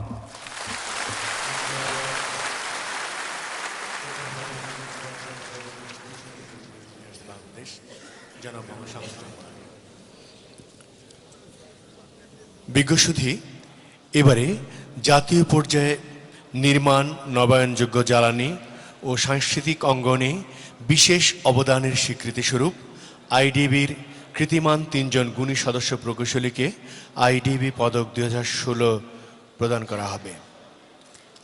Ladies and gentlemen, now endowment of IDEB Medal 2016 by our chief guest, the Honorable Prime Minister. আমি আইডিবির পক্ষে পদকপ্রাপ্তদের নাম ঘোষণা করছি। ইঞ্জিনিয়ার মোহাম্মদ ওয়াহিদুন নবী, মরণোত্তর। তিনি পদক পেয়েছেন জাতীয় পর্যায়ে তিস্তা ব্যারেজ ও অন্যান্য নির্মাণ ক্ষেত্রে বিশেষ অবদানের স্বীকৃতিস্বরূপ। নবায়নযোগ্য জ্বালানি ও গবেষণা কাজে অনন্য অবদানের স্বীকৃতিস্বরূপ আইডিবি পদক 2016 ভূষিত হয়েছেন জনাব এম এ গোফরান, এবং জাতীয় পর্যায়ে সাংস্কৃতিক অঙ্গনে বিশেষ অবদানের স্বীকৃতিস্বরূপ আইডিবি পদকে ভূষিত হয়েছেন জনাব মামুনুর রশিদ। সম্মানীয় সুধী, আমরা পদকপ্রাপ্তদের সংক্ষিপ্ত পরিচিতি তুলে ধরছি। ইঞ্জিনিয়ার ওয়াহিদুন নবী, মরণোত্তর। তিনি 1936 সালের 1 নভেম্বর কুমিল্লার ব্রাহ্মণপাড়া উপজেলার নাগাইস গ্রামের সম্ভ্রান্ত মুসলিম পরিবারে জন্মগ্রহণ করেন। ঢাকা পলিটেকনিক ইনস্টিটিউট থেকে 1958 সালে সিভিল ইঞ্জিনিয়ারিংয়ে ডিপ্লোমা পাশ করেন। তিনি নির্মাণ শিল্পের এক অসাধারণ সাফল্যের প্রতীক। তিস্তা ব্যারেজ, মনু ব্যারেজ, মেঘনা ধনগোদা ইরিগেশন প্রজেক্ট তার অমর নির্মাণ শিল্পের অনন্য উদাহরণ। এছাড়াও তিনি দেশপ্রেমে উজ্জীবিত হয়ে বাংলাদেশের অনেক উন্নয়নমূলক প্রকল্প সম্পন্ন করে সাফল্যের এক গৌরব গাথা সৃষ্টি করেছেন। প্রকৌশলী মোহাম্মদ আব্দুল গোফরানের সংক্ষিপ্ত পরিচিতি। জনাব গোফরান 1937 সনের 28শে জুন নোয়াখালী জেলার বেগমগঞ্জ থানার করিমপুর গ্রামে জন্মগ্রহণ করেন। 1958 সনে আহসানুল্লাহ ইঞ্জিনিয়ারিং কলেজ, বর্তমানে বুয়েট হতে সিভিল ইঞ্জিনিয়ারিংয়ে ডিপ্লোমা লাভ করেন। 1996 সনে তিনি নির্বাহী প্রকৌশলী হিসেবে এলজিইডি থেকে অবসর গ্রহণ করেন। পরবর্তীতে তিনি এডিবি, বিশ্বব্যাংক, GIZ, UNDP, JICA, SNB Netherland ইত্যাদি সংস্থার পরামর্শক হিসেবে কাজ করেন। তিনি বিভিন্ন দেশের রাষ্ট্রীয় আমন্ত্রণে আন্তর্জাতিক সম্মেলনে বিষয়ভিত্তিক প্রবন্ধ উপস্থাপন করে প্রশংসিত হন। দীর্ঘ 30 বছর বায়োগ্যাস প্রযুক্তি বিষয়ে কাজ করেন এবং এ বিষয়ে 2টি উল্লেখযোগ্য বইও লেখেন। তার তত্ত্বাবধানে দেশে প্রায় 30,000 বায়োগ্যাস প্লান্ট নির্মিত হয়েছে এবং মাদারীপুর জেলার আমগ্রামে একই এলাকায় প্রায় 100টি বায়োগ্যাস প্লান্ট স্থাপন করেছেন, যার শতভাগই বর্তমানে সচল। তিনি বাংলাদেশ বায়োগ্যাস ডেভেলপমেন্ট ফাউন্ডেশনের প্রতিষ্ঠাতা সভাপতি। সংক্ষিপ্ত পরিচিতি। ইঞ্জিনিয়ার মোহাম্মদ মামুনুর রশিদ। ইঞ্জিনিয়ার মোহাম্মদ মামুনুর রশিদ এদেশের নাট্যাঙ্গনে অতি জনপ্রিয় একটি নাম। তিনি 29শে ফেব্রুয়ারি 1948 সালে টাঙ্গাইলের কালিহাতী উপজেলার পাইকোড়া গ্রামে জন্মগ্রহণ করেন। তিনি একাধারে নাট্যকার, অভিনেতা, নাট্যনির্দেশক ও গ্রুপ থিয়েটার আন্দোলনের পুরোধা। শিক্ষা সংস্কৃতির বিভিন্ন অঙ্গনে তার সাবলীল পদচারণা এই মানবতাবাদী শিল্পীকে এক অনন্য মাত্রা প্রদান করেছে। তার লেখা উল্লেখযোগ্য নাটকগুলোর মধ্যে রয়েছে ওরা কদমালি, ওরা আছে বলি, ইবলিস, এখানে নোঙর, গিনিপিগ, জয় জয়ন্তী, লেবেদেব। তার অভিনীত চলচ্চিত্র মনপুরায় খল চরিত্রে অনবদ্য অভিনয় করে 2009 সালে জাতীয় চলচ্চিত্র পুরস্কার অর্জন করেন। তিনি 21 পদক সহ অসংখ্য পুরস্কার ও সম্মাননা পেয়েছেন। এছাড়াও সাংস্কৃতিক অঙ্গনে বিশেষ অবদানের জন্য আইডিইবি কর্তৃক আব্দুল জব্বার খান স্বর্ণপদকে ভূষিত হন। প্রিয় উপস্থিতি, এবার এই প্রিয় শিল্পীদের এবং ইঞ্জিনিয়ারদের হাতে আইডিইবি পদক 2016 তুলে দিচ্ছেন আমাদের আজকের অনুষ্ঠানের মাননীয় প্রধান অতিথি, গণপ্রজাতন্ত্রী বাংলাদেশ সরকারের মাননীয় প্রধানমন্ত্রী শেখ হাসিনা। প্রথমে এই পদক গ্রহণ করার জন্য অনুরোধ করছি ইঞ্জিনিয়ার মোহাম্মদ ওয়াহিদুন নবীর পক্ষে তার যোগ্য পুত্র ব্যারিস্টার মোহাম্মদ মাকসুদুন নবীকে।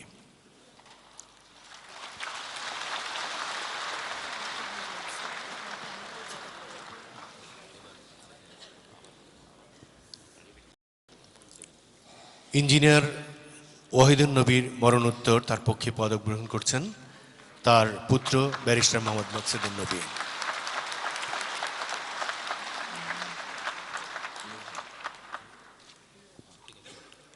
এরপরে প্রস্তুত থাকবেন জনাব এম এ গোফরান।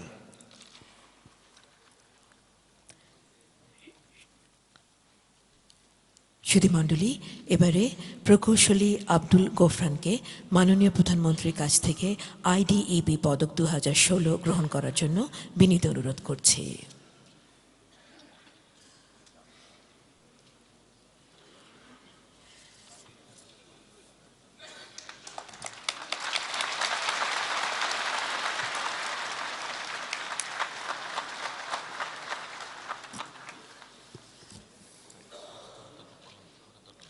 এবারে পদক গ্রহণ করবেন জনাব মামুনুর রশিদ। আসছেন জনাব মামুনুর রশিদ।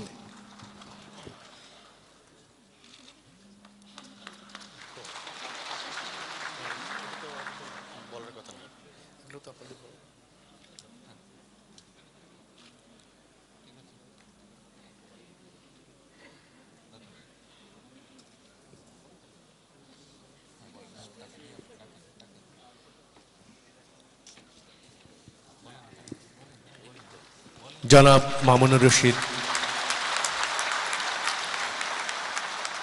এবারে মাননীয় প্রধানমন্ত্রীর কাছ থেকে পদক গ্রহণ করছেন।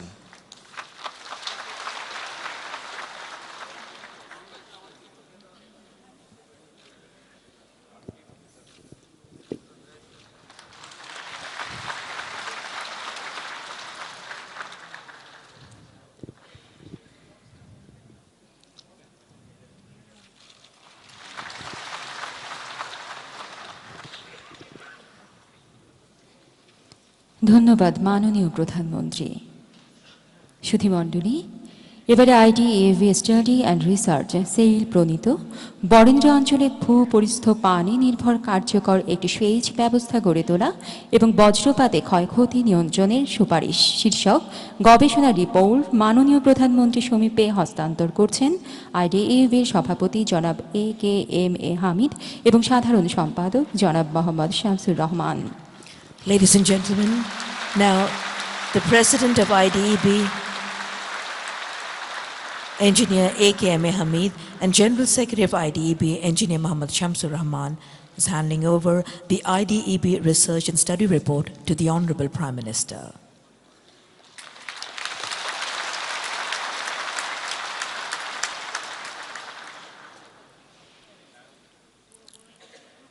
প্রিয় সদস্য প্রকৌশলী ও সুধীবৃন্দ, এবারে সভাপতির বক্তব্য উপস্থাপন করছেন ইনস্টিটিউশন অব ডিপ্লোমা ইঞ্জিনিয়ার্স বাংলাদেশের সভাপতি জনাব AKMA হামিদ।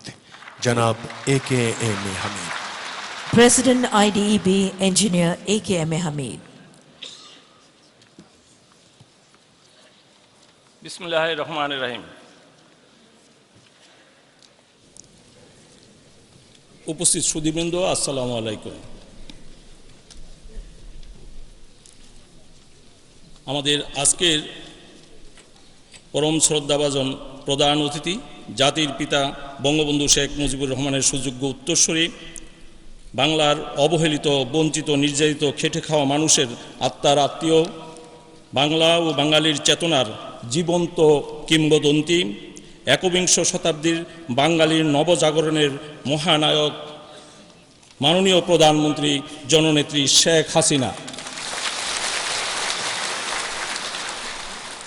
মন্ত্রী পরিষদের মাননীয় সদস্যবর্গ, মাননীয় সংসদ সদস্যবৃন্দ, সরকারের ঊর্ধ্বতন কর্মকর্তাবৃন্দ, সচিববৃন্দ, মাননীয় প্রধানমন্ত্রীর দপ্তরের ঊর্ধ্বতন কর্মকর্তাবৃন্দ, সামরিক বেসামরিক কর্মকর্তাবৃন্দ, Excellencies, member of the diplomatic mission, honorable distinguished guests from Singapore, USA, Philippines, and all SAARC countries, and Middle East, and DG CPSC, Colombo Plan Staff College. সরকারের ঊর্ধ্বতন কর্মকর্তাবৃন্দ, সামাজিক, রাজনৈতিক, সাংস্কৃতিক সংগঠনের নেতৃবৃন্দ, নাগরিক সমাজের প্রতিনিধিবৃন্দ, জাতীয় গণমাধ্যমের বিজ্ঞ বন্ধুগণ, প্রিয় সদস্য প্রকৌশলী ভাই ও বোনেরা, 4 লক্ষাধিক সদস্য প্রকৌশলীর 21তম জাতীয় সম্মেলন ও 39তম কাউন্সিল অধিবেশনের উদ্বোধনী পর্বে আপনাদের সকলের সানুগ্রহ উপস্থিতির জন্য আন্তরিক সকৃতজ্ঞ ধন্যবাদ জানাচ্ছি। মাননীয় প্রধানমন্ত্রী, জাতীয় উন্নয়ন অগ্রগতির যে মহা কর্মযজ্ঞ আপনি শুরু করেছেন, যা নিয়ে সর্বক্ষণ ব্যস্ত, তারও মধ্যে আপনি অনুগ্রহপূর্বক আমাদেরকে সময় দিয়ে আজকের অনুষ্ঠানে উপস্থিত হওয়ার জন্য আপনাকে আমরা গভীর কৃতজ্ঞতা জানাচ্ছি। আপনার এই সানুগ্রহ উপস্থিতি আমাদেরকে শুধুমাত্র গৌরবান্বিতই করেনি, বরং নবপ্রত্যয়ে, নব উদ্যমে এগিয়ে যাওয়ার জন্য শক্তি ও সাহস সঞ্চয়ের প্রেরণা জুগিয়েছে।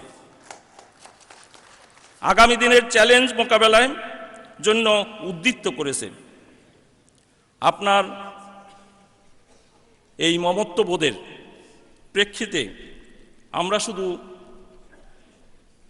একটি কথাই বলতে চাই, মাননীয় প্রধান অতিথি, আবারও আমরা আপনার কাছে চির কৃতজ্ঞতার বন্ধনে আবদ্ধ হয়ে গেলাম। আর তা প্রকাশ করতে গিয়ে ইনস্টিটিউশনের সভাপতি হিসাবে আপনাকে বলতে চাই, মাননীয় প্রধান অতিথি, আমরা অতীতে আপনার সঙ্গে ছিলাম, বর্তমানে আছি, আগামীতেও থাকবো ইনশাআল্লাহ।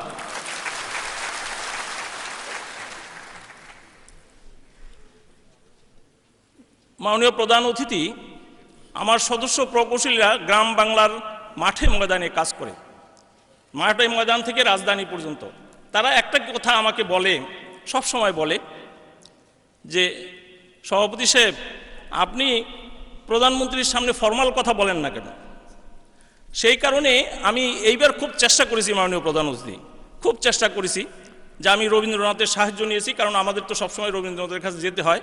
সাহায্য নিয়েছি, আমাদের যে আকুতি, যে অনুভূতি, সেটা প্রকাশ করার জন্য সাহায্য নিয়েছি এবং অসাধারণ সাধনা করেছি। কিন্তু তারপরেও বলতে চাই, মাননীয় প্রধান অতিথি, আপনার সামনে আমাদের কথা বলার সাহস নেই। আমরা ওই দুঃসাহস দেখাইতেও পারি না, এবং দেখানোটা সঠিক এবং যথার্থ হবে না, এবং আমি সেইভাবেই বিশ্বাস করি। মাননীয় প্রধান অতিথি, আমার সদস্যরা যে বলে ফরমাল কথা বলতে হবে, আপনিই বলুন কেমনে করি? জাতির জনক বঙ্গবন্ধু শেখ মুজিব একটি গা প্রতিষ্ঠা করে গিয়েছেন, সেই গায়ে আপনার বাস, সেই গায়ে আমারও বাস, এবং বঙ্গবন্ধুর সেই আদর্শের গাতে আমরা সেই ছোটবেলায়, সেই 50 সালে বঙ্গবন্ধুর কনিষ্ঠ আঙ্গুলে ধরে হাঁটা শিখেছি, এবং যাত্রা শুরু হয়েছে সেখান থেকে। তারপরে সেই গায়ে আপনার আশীর্বাদ, স্নেহ, ভালোবাসা নিয়ে আমরা বড় হয়েছি। এখন আপনার সঙ্গে আমরা ফরমাল কথা বলি কিভাবে? এ তো একই গায়ের মানুষ, একই আদর্শের মানুষ, একই চেতনার মানুষ। আমাদের পক্ষে তো আপনার কাছে ফরমাল কথা হয় না, মাননীয় প্রধানমন্ত্রী। সেই কারণেই আমি কোনো ফরমাল কথা বলতে চাই না, আমি খুব সংক্ষিপ্তভাবেই কথা বলবো, কারণ আমি জানি আপনার একটা ব্যস্ততা আছে, এখানে একটা বিশাল মিটিংও আছে। আমি সেই কারণেই আপনার শুধু অনুমতি নিয়ে রাখলাম যে আমি ফরমাল কথা বলবো না। আর উপস্থিত সুধীবৃন্দ, সভাপতির বক্তব্য একটা লিখিত হয়েছে, সেই বক্তব্যটি আপনারা অনুগ্রহপূর্বক পড়ে নেবেন, এবং সেটা পঠিত হয়েছে এবং উপস্থাপিত হয়েছে এই বলে বিবেচনা করবেন অনুগ্রহপূর্বক।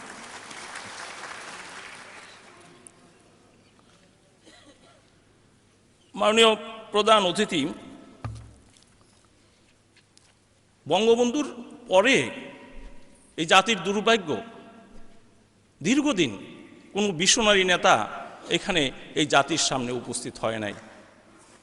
আপনি একমাত্র নেতা, জাতিকে স্বপ্ন দেখিয়েছেন, জাতিকে দূরদৃষ্টি দিয়ে দেখার জন্য উদ্বুদ্ধ করেছেন, এবং 41 সালকে সামনে নিয়ে এসে বিশ্বনারী নেতা হিসাবে শুধু বাংলাদেশ নয়, সারা পৃথিবীতে আপনি নিজের আসনটি সুপ্রতিষ্ঠিত করেছেন। আর সেই কারণেই বলতে চাই, আইডিবি বলে জননেত্রী শেখ হাসিনা এক নতুন রেনেসাঁ শুরু করেছে, নতুন আন্দোলন শুরু করেছেন। আমরা বলতে চাই, নেত্রী, আপনি নবজাগরণের কবি। বাংলার মানুষকে আপনি জাগরিত করেছেন, এবং বাংলার মানুষকে স্বপ্ন দেখিয়েছেন, এবং বাংলার মানুষকে এগিয়ে যাওয়ার সাহস জুগিয়েছেন। রবীন্দ্রনাথ বলেছিল, বাংলার মানুষকে শুধু ভরসা দাও, বাংলার মানুষ এগিয়ে যাবে। আপনি সেই কাজটাই সঠিক এবং যথার্থভাবে করছেন। আমাদের পক্ষ থেকে আপনাকে সশ্রদ্ধ অভিনন্দন, কৃতজ্ঞতা, এবং আবারও বলতে চাই, আমরা আপনার সঙ্গে ছিলাম, আছি, আগামী দিনে এই জয়ের আন্দোলনে আমরা এগিয়ে যাব আপনার আশীর্বাদ নিয়ে।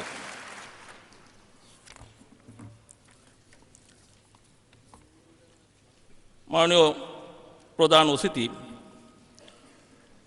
আত্মমর্যাদার জাতি হিসাবে বিশ্বে মাথা উঁচু করে দাঁড়াতে আপনি গণমানুষের হারানো বিশ্বাসকে জাগিয়ে তোলেন।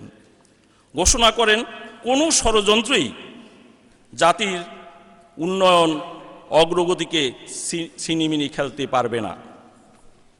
জাতির পিতার মাঝে যে নেতৃত্বের দৃঢ়তা আমরা লক্ষ্য করেছি, তারই প্রতিচ্ছবি, প্রতিধ্বনি আপনার কণ্ঠ আমরা লক্ষ্য করি। ইতিহাস ইতিমধ্যে আপনার সাহসী যুগান্তরকারী সিদ্ধান্ত ও কর্ম ব্যস্ততার জাতির মাঝে যে বিশ্বাস জন্মেছে, আমরাও পারি, বাঙালিরাও পারে, আমরা পারব, এটা আর কোনো নেতা বাংলাদেশের মানুষকে বলে নাই, শুধু আপনিই বলেছেন। সেই জন্যই বাঙালি জাতি আজকে ঐক্যবদ্ধ। এক কথায় যদি বলি তাহলে এভাবে বলা যায়, নবজাগরণের কবির জাদুর স্পর্শে সর্বক্ষেত্রে বাঙালির জয়ের যাত্রা অব্যাহত আছে, যেটিকে কবিগুরুর ভাষায় এভাবে ব্যক্ত করা যায়, জয় তব হোক জয়, স্বদেশ গলে দেও তুমি তুলে যশোমালা অক্ষয়, তুমি তারে আজি জাগিয়ে তুলিয়ে রটালে বিশ্বময়, জ্ঞান মন্দিরে জ্বালিয়েছ তুমি যে নব আলোক শিখা, তোমার সকল ব্রাতার ললাটে দিলে উজ্জ্বল টিকা। মাননীয় প্রধানমন্ত্রী, বাঙালি হিসাবে, আপনার গায়ের একজন বাসিন্দা হিসাবে, বঙ্গবন্ধুর প্রতিষ্ঠিত আদর্শিক গায়ের একজন বাসিন্দা হিসাবে আমরা গর্বিত হই, আমাদের চোখে পানি আসে। আপনার এই নেতৃত্বের শুধু সাফল্য কামনা করে বাংলাদেশের সকল ডিপ্লোমা ইঞ্জিনিয়াররা আপনার শুধু সাফল্য কামনা করে। আমি কথা দীর্ঘ করব না, আগেই বলেছি, সেই কারণেই সংক্ষিপ্ত করতে চাই। আমরা ইতিমধ্যে আমাদের সাধারণ সম্পাদক বক্তব্য রেখেছেন, কিছু বিষয় উপস্থাপিত হয়েছে, আর একটা দুইটা বিষয় আপনার সদয় দৃষ্টি আকর্ষণ করতে চাই। আপনি ইতিমধ্যে সেসব বিষয়ে এগিয়েও যাচ্ছেন। আমরা বলতে চাই, কৃষি জমি রক্ষা করো, পরিকল্পিত গ্রাম করো, এই স্লোগানটাকে বাস্তবায়ন আপনি কাজ শুরু করেছেন এবং এটা অবশ্যই করতে হবে। আপনি ইতিমধ্যে গ্রাম পর্যায়ে আপনি ইতিমধ্যে বলেছিলেন আপনার সঙ্গে দেখা করলে যে আপনি প্রতিটা গ্রামকে একটা বিল্ডিংয়ে নিয়ে আসতে চান। আপনার এই সুদূর প্রসারী পরিকল্পনা আপনি যেটা গ্রহণ করেছেন, এটাকে অবশ্যই বাস্তবায়ন করতে হবে। আমি আপনাকে কথা দিচ্ছি, আমার সদস্য প্রকৌশলীরা সারা বাংলায় আপনার এই পরিকল্পনাকে বাস্তবায়নের জন্য দিন রাত্র পরিশ্রম করতে তৈরি রয়েছে। আমরা প্রস্তাব করতে চাই, আপনার সরকারের এবং আপনার সম্পর্ক বাংলার জনগণের সাথে, বাংলার গ্রামীণ জনগোষ্ঠীর সাথে আরও গভীরতর করার জন্য একটি গ্রাম উন্নয়ন মন্ত্রণালয়ের নামকরণ করা হোক। স্থানীয় সরকারকে বিভক্ত করে গ্রাম উন্নয়ন মন্ত্রণালয়, গ্রামের মানুষ মনে করবে জননেত্রী শেখ হাসিনা তো আমার বাড়ির পাশেই আছে। এই ধরনের একটা অনুভূতি সৃষ্টি হোক বাংলাদেশে যে গ্রাম উন্নয়ন মন্ত্রণালয় করা যেতে পারে। তার প্রেক্ষিতে কি হবে, আমাদের যে প্রায় 88,000 গ্রাম আছে, সেই গণমানুষের সঙ্গে আপনার এবং আপনার সরকারের ঘনিষ্ঠতা অধিকতর বৃদ্ধি পাবে এবং আস্থা বৃদ্ধি পাবে সরকারের প্রতি। আমরা মাননীয় প্রধান অতিথি হাউজিং অথরিটি করার কথা বলেছিলাম, একটা নীতিও তৈরি করার জন্য আমরা মেম্বারও ছিলাম। হাউজিং অথরিটিটা আপনি করেও দিলেন, কিন্তু সেই প্রতিষ্ঠানের লোকেরা গ্রামে যেতে চায় না, তারা শহরে থাকতে চায়। অথচ বাংলার মানুষের বাড়ি গ্রামে, সেই গ্রামে তারা যেতে চায় না। এখানে একটা কঠোর নির্দেশ দরকার, যে মাননীয় মন্ত্রী এখানে আছেন, স্যারও চেষ্টা করতেছেন, গ্রামে যেতে হবে হাউজিং অথরিটিকে। এবং সারা বাংলায় আমি মাননীয় মন্ত্রীর সাথে কথা বলেছি, তিনি যেভাবে পরিকল্পনা করেন আপনার একই দর্শনে উনি বিশ্বাস করেন এবং গ্রাম বাংলার সকল মানুষের জন্য মানে সেই কাজটা তিনি করতে চান। ন্যাশনাল হাউজিং অথরিটির 80% কাজ হবে গ্রাম বাংলার মানুষের পরিকল্পিত গ্রাম এবং পরিকল্পিত বাড়ি করে দেওয়া। আমরা খুব ক্ষুদ্র আকারে কাজটা শুরু করেছি। PKSF এর সাথে, ডক্টর খালেকুজ্জামান স্যারের সাথে আমরা কিছু পরিকল্পনা গ্রামে দেওয়ার চেষ্টা করেছি, কিন্তু এটা খুব সীমিত। সরকারের উদ্যোগী হতে হবে এবং সেই কারণে মাননীয় প্রধান অতিথি আমরা বলতে চাই, গৃহায়ন ও পূর্ত মন্ত্রণালয়ের নাম আপনি সৃষ্টি করেছেন। আগে তো এটা খালি পূর্ত মন্ত্রণালয় ছিল। একটা মানুষের জীবনের মানে আমাদের সংবিধানে বঙ্গবন্ধু লিখে গেছে, অন্ন বস্ত্র বাসস্থান শিক্ষা চিকিৎসা, বাসস্থানে অন্যতম মৌলিক অধিকার হইল, এই বিষয়টা অ্যাটেনশন দেওয়া হয় নাই। আপনি গৃহায়ন ও পূর্ত মন্ত্রণালয় করেছেন। এখন আমাদের দাবি হচ্ছে যে এই স্যার যদি, মন্ত্রী মহোদয় যদি রাজি হয়, এবং রাজি হওয়াই দরকার স্যার, যে ইমিডিয়েটলি গৃহায়ন মন্ত্রণালয় আলাদা করে দেওয়া দরকার। যদি তা নাও করেন, একজন সচিব অ্যাটলিস্ট দিয়ে 2টা ডিভিশন করে দেন এই মুহূর্তে, এবং 1 বছর পরে এটাকে মানে আপনার গৃহায়ন মন্ত্রণালয় করা হোক। এটা আমার মনে হয় আপনি ভেবে দেখতে পারেন, আমরা অনুরোধ জানাই।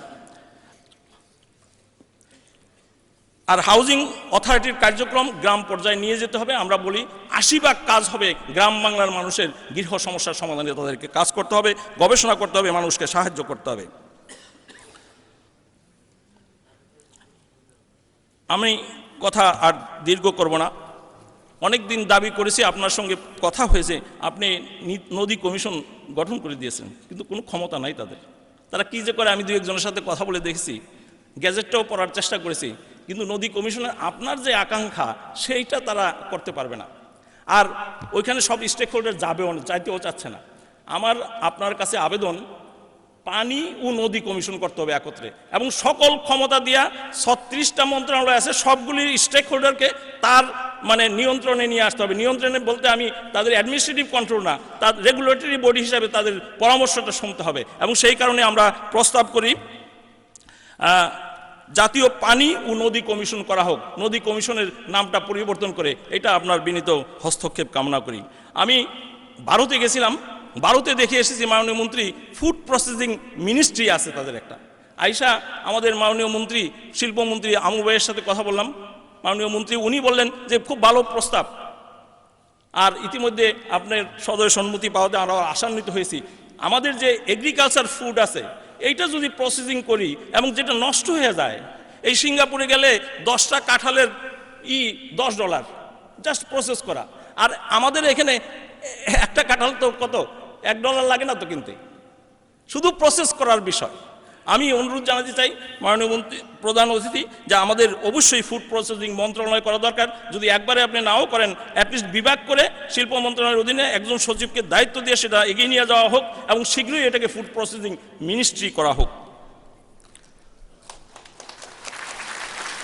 আমি সর্বশেষে বলতে চাই মাননীয় প্রধান অতিথি, স্বাধীনতা বিরোধী চক্র আজও তৎপর, নতুন নতুন কায়দায়, নতুন নতুন কৌশলে তারা ষড়যন্ত্র শুরু করেছে।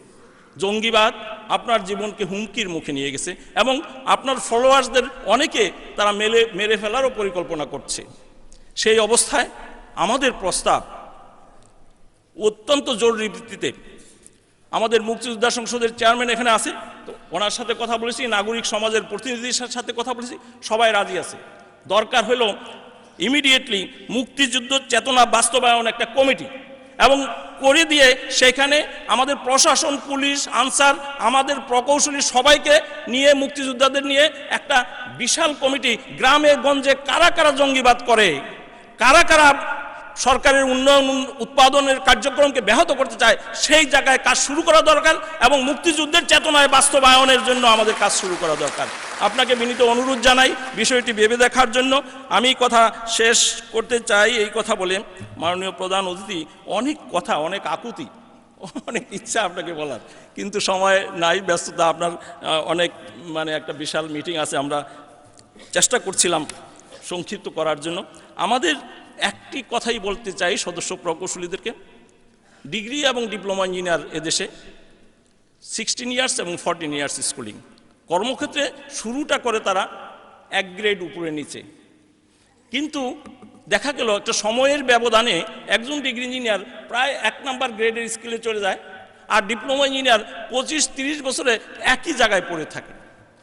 এটা নিশ্চয়ই অ্যাটলিস্ট আপনি জননেত্রী শেখ হাসিনা, বঙ্গবন্ধুর কন্যা, বঙ্গবন্ধুর আদর্শের রক্ত যার শিরায় শিরায় প্রবাহিত, যিনি গণভবনের সমস্ত ফল ফলাদি, আপনার অনুমতি নিয়ে বলতে চাই, আমি শুনে অভিভূত হয়েছে, আমার চোখের পানি এসেছিল মাননীয় প্রধান অতিথি, যে আপনি সেখানকার আমাদের যে কর্মচারী ভাইরা আছে তাদেরকে ভাগ করে দেন, মাছ যে কটা হয় তাদেরকে ভাগ করে দেন, যদি বেশি থাকে তখন উপরের অফিসারদের দেন। এই যে মানুষের প্রতি আপনার মমত্ববোধ, সেই মমত্ববোধ যেই নেত্রীর, যেভাবে মানুষকে আপনি ভালোবাসেন, সেই ভালোবাসার, আপনি যেভাবে ভালোবাসেন আমরা সেই ভালোবাসা থেকে বঞ্চিত হতে চাই না।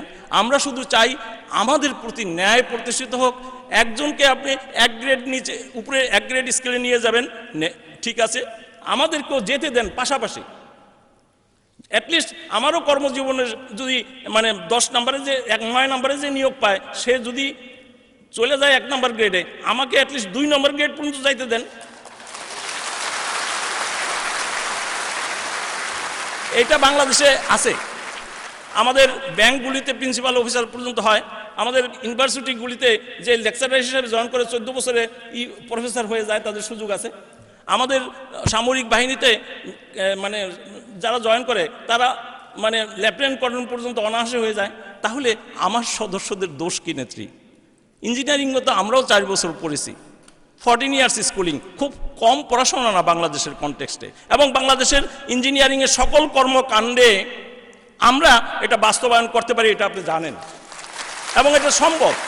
আমরা আপনার নির্দেশগুলি বাস্তবায়িত হোক, এটা চাই শুধু, আর কিছুই চাই না। নতুন কোনো দাবি নাই। আপনি বলেছিলেন, অফিস অর্ডার দিয়েছেন, 3 বার 4 বার রিমাইন্ডার দিয়েছেন যে ডিপ্লোমা ইঞ্জিনিয়ারদের স্পেশাল ইনক্রিমেন্ট দিতে হবে। এটা খালি ঘুরতেছে চক্র আকারে। আমরা অর্থমন্ত্রীকে বলছে হ্যাঁ নেত্রী যখন বলছে হবে। আমরা এইবার পে কমিশনের রিপোর্ট যখন হয়েছে তখনও গেছি, তখনও বলছে হবে, কিন্তু হচ্ছে না। আপনার হস্তক্ষেপ কামনা করি মাননীয় প্রধানমন্ত্রী, আপনার নির্দেশটা শুধু বাস্তবায়ন হোক। জনগণের যে আস্থা, আমার সদস্য প্রকৌশলীদের যে আস্থা, সেই আস্থাটার প্রতি আমরা আরও যেন শ্রদ্ধাশীল হতে পারি। আমি কবিগুরুর সাহায্য নিয়ে সমগ্র জাতির সঙ্গে একাত্ম হয়ে এদেশের ডিপ্লোমা ইঞ্জিনিয়ারগণ তাদের সকল বিশ্বাস ও আস্থাকে কবিগুরুর বাসায় আপনার সমীপে এভাবে নিবেদন করতে চাই। ভাই বন্ধু, তোমা বিনে আর মোর কেহ নাই। তুমি পিতা, তুমি মাতা, তুমি মোর সকলই।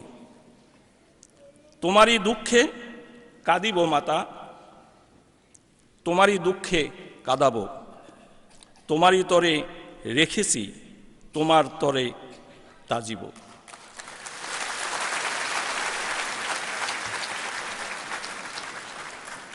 মাননীয় প্রধান অতিথি, অনেক আকুতি বলা হলো না, কিন্তু আমি বিশ্বাস করি আপনার জ্ঞানের গভীরতা দিয়ে আমাদের সকল অব্যক্ত কথাগুলি আপনি বুঝবেন, সেই প্রত্যাশা ব্যক্ত করে, Excellency's, member of the diplomatic mission, distinguished guest from abroad, we are very much honored by your gracious presence.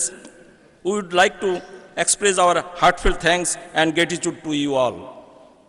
মাননীয় প্রধান অতিথি, শেষ করতে চাই, আমাদের 4জন মন্ত্রী এখানে উপস্থিত আছেন।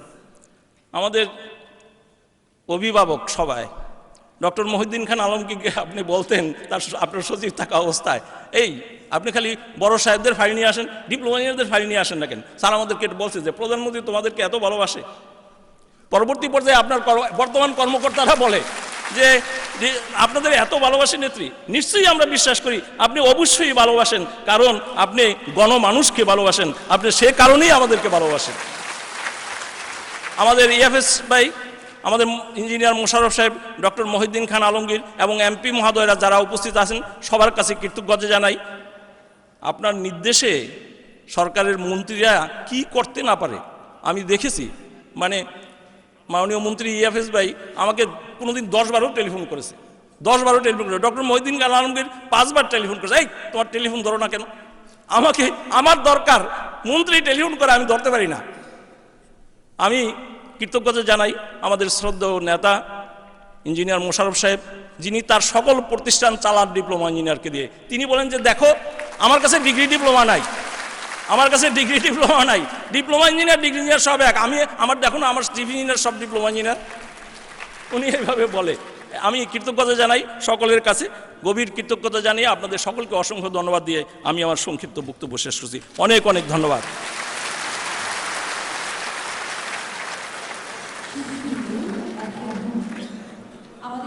অনুরোধে institution of diploma engineers Bangladesh IDAV-এর 21তম জাতীয় সম্মেলন ও ৩৯তম কাউন্সিলের উদ্বোধনী অধিবেশনের পরম সম্মানিত প্রধান অতিথির ভাষণ প্রদান করছেন গণপ্রজাতন্ত্রী বাংলাদেশ সরকারের মাননীয় প্রধানমন্ত্রী, গণতন্ত্রের মানসকন্যা, জাতির প্রত্যাশা পূরণের জীবন্ত কিংবদন্তি, বাঙালির সর্বকালের শ্রেষ্ঠ কন্যা, জননেত্রী শেখ হাসিনা।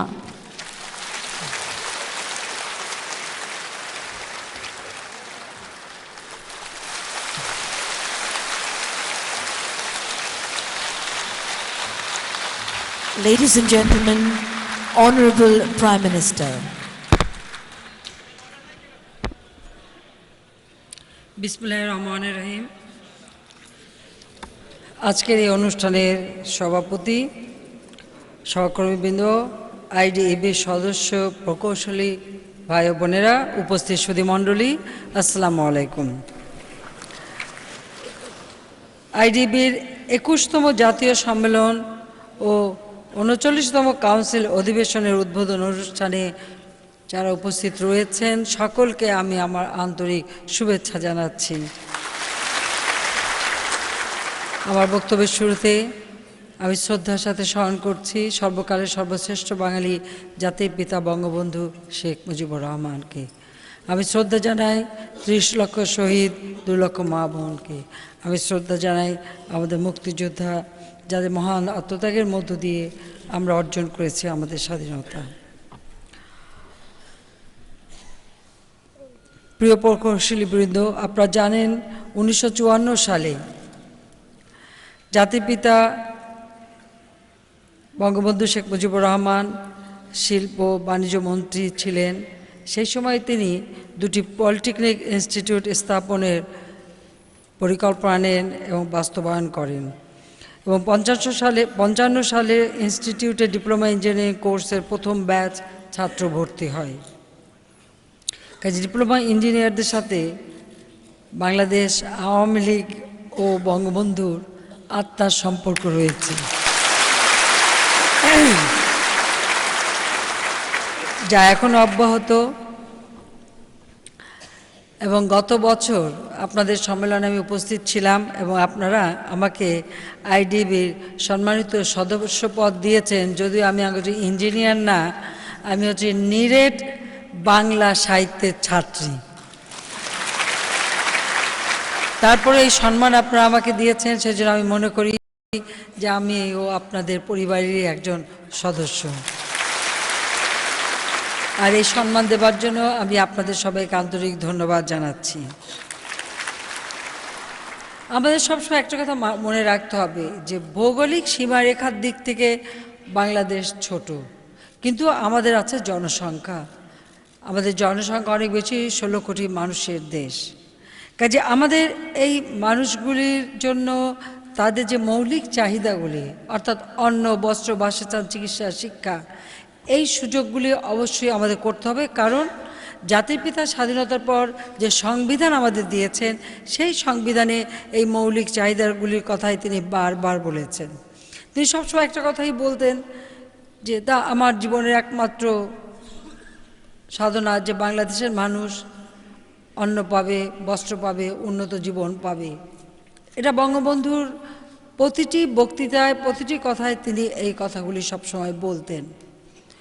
এমন একটা সময় আমাদের ছিল যে এদেশের মানুষ একবেলা খাবারও পেত না, ছিন্ন বস্ত্র পরিধান করতে হতো, বাসস্থান ছিল না, রোগে ধুকে ধুকে মারা যেত, এক ফোঁটা ওষুধ পেত না। সেই নিরন্ন বুভুক্ষ মানুষগুলি, তাদের ভাগ্য পরিবর্তনের জন্যই জাতির পিতা সারাটা জীবন সংগ্রাম করেছেন এবং মহান মুক্তিযুদ্ধের মধ্য দিয়ে বিজয় এনে দিয়েছেন। আমরা স্বাধীন জাতি হিসেবে বিশ্বে মর্যাদা পেয়েছি, স্বাধীন রাষ্ট্র পেয়েছি। একটা যুদ্ধ বিধ্বস্ত দেশ তিনি গড়ে তুলছিলেন। তখন বাংলাদেশের কি অবস্থা ছিল? ছিল পাকিস্তানের একটা প্রদেশ, শোষিত, বঞ্চিত, নিপীড়িত, নিগৃহীত, তার উপর যুদ্ধ বিধ্বস্ত। ৭.৫ কোটি মানুষের মধ্যে ৩ কোটি মানুষ গৃহহারা, ১ কোটি মানুষ শরণার্থী ছিল। যুদ্ধে ৩০ লক্ষ মানুষ শহীদ হয়েছে। সেখানে কত পরিবার একেবারে নিঃস্ব, রিক্ত। তার উপর রাস্তাঘাট, পুল, ব্রিজ সম্পূর্ণ বিধ্বস্ত। একটা টাকা রিজার্ভ ছিল না, খাদ্য গুদামে এক ফোঁটা খাদ্য ছিল না, যোগাযোগের কোনো সুযোগ ছিল না। ওই অবস্থায় দায়িত্ব নিয়ে মাত্র 3.5 বছরের মধ্যে তিনি এই যুদ্ধ বিধ্বস্ত দেশ গড়ে তুলে অর্থনৈতিক অগ্রগতির পথে অগ্রযাত্রা শুরু করেন। একমাত্র বঙ্গবন্ধুর আমলেই প্রথম আমরা আমাদের প্রবৃদ্ধির 7 ভাগে অর্জন করতে সক্ষম হয়েছিলাম। আর এর পরবর্তীতে এবারে আমরা এই আওয়ামী লীগ সরকার ক্ষমতা সেই প্রথম আমরা 7.05 ভাগ প্রবৃদ্ধি অর্জন করতে সক্ষম হয়েছি। জাতিপিতা একটা কথা বলতেন যে এদেশের মাটি এত উর্বর যে একটা বীজ ফেললে সেখানে গাছ হয়, সে দেশের মানুষ কেন না খেয়ে কষ্ট পাবে। কথাটা হচ্ছে কত বাস্তব, সেটা আমরা প্রমাণ করেছি। আমরা দেখছি 75-এর পর প্রায় 21 বছর আমরা সরকারে আসতে পারিনি। 96 সালে সরকারে এসেই আমরা সব থেকে বেশি গুরুত্ব দিই গবেষণার উপর। এই গবেষণার মাধ্যমেই আজকে আমরা উন্নত মানের বীজ যেমন আবিষ্কার করছি, খাদ্য উৎপাদন বৃদ্ধি করে 16 কোটি মানুষের খাদ্য নিরাপত্তা নিশ্চিত করে আজকে বাংলাদেশ উদ্বৃত্ত খাদ্যের দেশে উন্নীত হতে পেরেছে। এটা সম্ভব হয়েছে, কারণ সম্ভব হতে পারে। কারণ আমি সবসময় একটা কথাই বলি যে আমাদের দেশের মানুষ, আমাদের মানুষই হচ্ছে আমাদের সম্পদ। আর এই মানুষকে যদি সঠিকভাবে আমরা শিক্ষা দিতে পারি, ট্রেনিং দিতে পারি, গবেষণা করাতে পারি, তাহলে আমাদের দেশ অবশ্যই এগিয়ে যাবে। কাজে এই যে জনশক্তিকে আমরা জনসম্পদে পরিণত করি, কখনো আমরা এটাকে সমস্যা মনে করি না, অন্তত আমি করি না। কারণ বাবা মার যদি তখন আমরা বলি যে 2টি সন্তান যথেষ্ট, একটি হলে ভালো হয়, কিন্তু কারো যদি 5টি সন্তান হয়, বাবা মা কি সন্তানকে ফেলে দিতে পারে? কখনো পারে না, ফেলে দেয় না, বরং সকলকেই যেন খাবার দাবার শিক্ষা দিয়ে মানুষ করতে পারে সেটাই চেষ্টা করি। তা আমাদেরও সেই মানসিকতা নিয়ে আমরা দেশ চালাই, যে দেশের প্রতিটি মানুষ তাদের সমস্ত ন্যায্য অধিকারগুলি, মৌলিক অধিকারগুলি আমাদের নিশ্চিত করতে হবে। কারণ জাতিপিতা স্বাধীনতার পর আমাদের যে সংবিধান দিয়েছেন, সেখানেই কিন্তু তিনি এই মৌলিক চাহিদার কথা স্পষ্টভাবে বলে গেছেন। কাজে আমাদের এই মানুষগুলিকে আমরা জনসম্পদে রূপান্তর করব, এটাই আমাদের লক্ষ্য। আজকে বিশ্বের অনেক দেশ, উন্নত দেশ আমরা দেখি, তাদের কিন্তু দক্ষ মানুষ নাই কাজ করার, অর্থাৎ ইয়াং জেনারেশনের অভাব। সব ওল্ড এজ কান্ট্রি হয়ে গেছে, সব বৃদ্ধদের দেশ হয়ে গেছে। তারা আমরা লোক দেই, তাদের অর্থনীতিতে অবদান রাখি, এটা হলো বাস্তবতা। আমাদের দেশ ভবিষ্যতে ওইরকম একটা সংকটে পড়ুক, এটা আমরা কখনো চাই না। কাজে এই জন্য আমি জনসংখ্যাকে কখনো আমি একটা সংকট বলে মনে করি না, আমি মনে করি ওটা আমাদের অ্যাসেট, ওটা আমাদের সম্পদ। আমরা যে কারণে আপনারা জানেন যে আমরা যে শিক্ষা নীতিমালা দিয়েছি, এই শিক্ষার নীতিমালাতে কিন্তু আমরা কারিগরি শিক্ষাকে সবথেকে বেশি গুরুত্ব দিয়েছি, এবং আমাদের প্রাথমিক পর্যায়টা আমরা ধীরে ধীরে 8ম শ্রেণী পর্যন্ত নিয়ে আসছি। কিন্তু একেবারে শুরু থেকেই যেন অন্তত একটা বিষয় হলেও কিছু কারিগরি শিক্ষা হাতে কলমে আমাদের শিশুরা শিখতে পারে, সেই ব্যবস্থাটা আমরা কিন্তু আমাদের শিক্ষা কারিকুলামে ইতিমধ্যে গ্রহণ করেছি। আর যেহেতু ক্লাস 8 পর্যন্ত আমরা প্রাথমিক শিক্ষা দিচ্ছি, কাজে ক্লাস 8 থেকেই আমরা এখানে কারা কারিগরি শিক্ষার দিকে যাবে, কারা সাধারণ শিক্ষার দিকে যাবে, সেইভাবেই কিন্তু আমরা তাদেরকে শিক্ষা দেওয়ার ব্যবস্থা নিচ্ছি, যার ফলে আজকে আমাদের কিন্তু আমাদের শিক্ষার মানও অনেক উন্নত হচ্ছে। যাক, আমরা ইতিমধ্যে দক্ষ মানব সম্পদ গড়ে তোলার জন্য প্রায় 1800টি বেসরকারি উচ্চ বিদ্যালয় এসএসসি ভোকেশনাল কোর্স আমরা প্রবর্তন করে দিয়েছি, এবং সরকারি উদ্যোগে 3টি মহিলা পলিটেকনিক ইনস্টিটিউট সহ 49টি পলিটেকনিক ইনস্টিটিউট এবং বেসরকারি পর্যায়ে 4 শতাধিক পলিটেকনিক ইনস্টিটিউট স্থাপন করা হয়েছে। তাতে আপনাদেরও কর্মসংস্থানের ব্যবস্থা হচ্ছে। এসব ইনস্টিটিউটের মাধ্যমে 4 বছর মেয়াদী ডিপ্লোমা ইঞ্জিনিয়ারিং কোর্স পরিচালনা করে মধ্যম স্তরের দক্ষ প্রকৌশল তৈরি করার ব্যবস্থা আমরা গ্রহণ করেছি। সরকারি 51টি পলিটেকনিক ইনস্টিটিউট ইনস্টিটিউটে দ্বিতীয় শিফট চালু করা হয়েছে। কারণ একটি কথা এখানে বলে রাখি, আমি 96 সালে এসে যেটা লক্ষ্য করলাম যে আমাদের এই কারিগরি শিক্ষা, বিজ্ঞান শিক্ষা, এদিকে আমাদের ছেলে মেয়েদের আগ্রহটা খুব কম ছিল। এরপরেই আপনারা জানেন যে আমি সিদ্ধান্ত নিলাম বিজ্ঞান প্রযুক্তি বিশ্ববিদ্যালয় করা, যাতে আমাদের ছাত্রছাত্রীরা তাদের একটা আকর্ষণ হয় এই ধরনের শিক্ষার। সেই পদক্ষেপটা আমরা নিয়েছি, তার শুভ ফল আমরা পাচ্ছি। ইতিমধ্যে আমরা মেয়েদের জন্য 4টি সহ মোট 25টি পলিটেকনিক ইনস্টিটিউট স্থাপন করার সিদ্ধান্ত গ্রহণ করেছি। প্রতি উপজেলায় একটি করে টেকনিক্যাল স্কুল স্থাপনের মাধ্যমে বৃত্তিমূলক শিক্ষা সম্প্রসারণের সিদ্ধান্ত গ্রহণ করা হয়েছে। আর মেয়ে শিক্ষার্থীদের জন্য শতভাগ বৃত্তি প্রদানেরও আমরা ব্যবস্থা নিয়েছি। দক্ষ মানব সম্পদ তৈরির জন্য 37টি টেকনিক্যাল ট্রেনিং সেন্টারের মাধ্যমে দক্ষ জনশক্তি তৈরি ও বিদেশে জনবল পাঠানোর পূর্বে প্রশিক্ষণ দেওয়ার ব্যবস্থা করা হয়েছে। কারণ এখন আমরা জনশক্তি রপ্তানি করি, আমরা উপযুক্ত ট্রেনিং দিয়ে তাদের পাঠাতে চাই, শিক্ষা দিয়ে পাঠাতে চাই, এমনি এমনি পাঠাতে চাই না, তাতে তারা মানবেতর জীবনযাপন করে। 30টি টিটিসি স্থাপন করে জনবল নিয়োগ চালুর অপেক্ষা রয়েছে। আরও 30টি আমরা টিটিসি প্রতিষ্ঠা করব। আমরা ঢাকা একটা টেক্সটাইল বিশ্ববিদ্যালয় স্থাপন করেছি। 6টি টেক্সটাইল ইনস্টিটিউট আধুনিকায়ন করা হয়েছে। বেসরকারি পর্যায়ে পলিটেকনিক শিক্ষার বিস্তারের উৎসাহ দেওয়া হচ্ছে এবং পুরাতন জেলা শহরের একটি করে বিজ্ঞান ও প্রযুক্তি বিশ্ববিদ্যালয় স্থাপন ইতিমধ্যে আমরা সম্পন্ন করেছি। আমরা 2019 সালের মধ্যে সরকারি পলিটেকনিক ইনস্টিটিউটে অতিরিক্ত 1 লাখ ছাত্রছাত্রীকে ডিপ্লোমা ইঞ্জিনিয়ারিং কোর্সে ভর্তি করার লক্ষ্যে 2900 কোটি টাকার একটি প্রকল্প বাস্তবায়ন করে যাচ্ছি। দেশের 64টি টেকনিক্যাল স্কুল ও কলেজে ডিপ্লোমা ইঞ্জিনিয়ারিং শিক্ষা কোর্স ছাত্র ভর্তির প্রক্রিয়া শুরু হয়েছে। তাছাড়া দেশে কারিগরি শিক্ষা বিস্তারের লক্ষ্যে দেশের সকল স্কুল এবং কলেজে কারিগরি শিক্ষা কোর্স প্রবর্তনেরও সরকারি উদ্যোগ নেওয়া হয়েছে।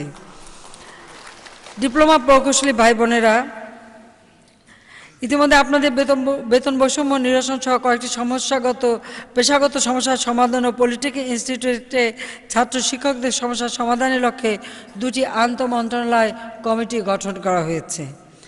কমিটি সরকারের কাছে সুপারিশও দিয়েছে। এটা আপনাদেরই দাবি ছিল, সেই দাবির পরিপ্রেক্ষিতে আমি করেছিলাম। আন্তঃমন্ত্রণালয় কমিটির সুপারিশ বাস্তবায়নের জন্য ইতিমধ্যে প্রধানমন্ত্রীর কার্যালয় থেকে সংশ্লিষ্ট মন্ত্রণালয়কে নির্দেশনাও প্রদান করা হয়েছে। কাজে আশা করি আপনাদের দুঃখ অচিরেই ঘুচবে।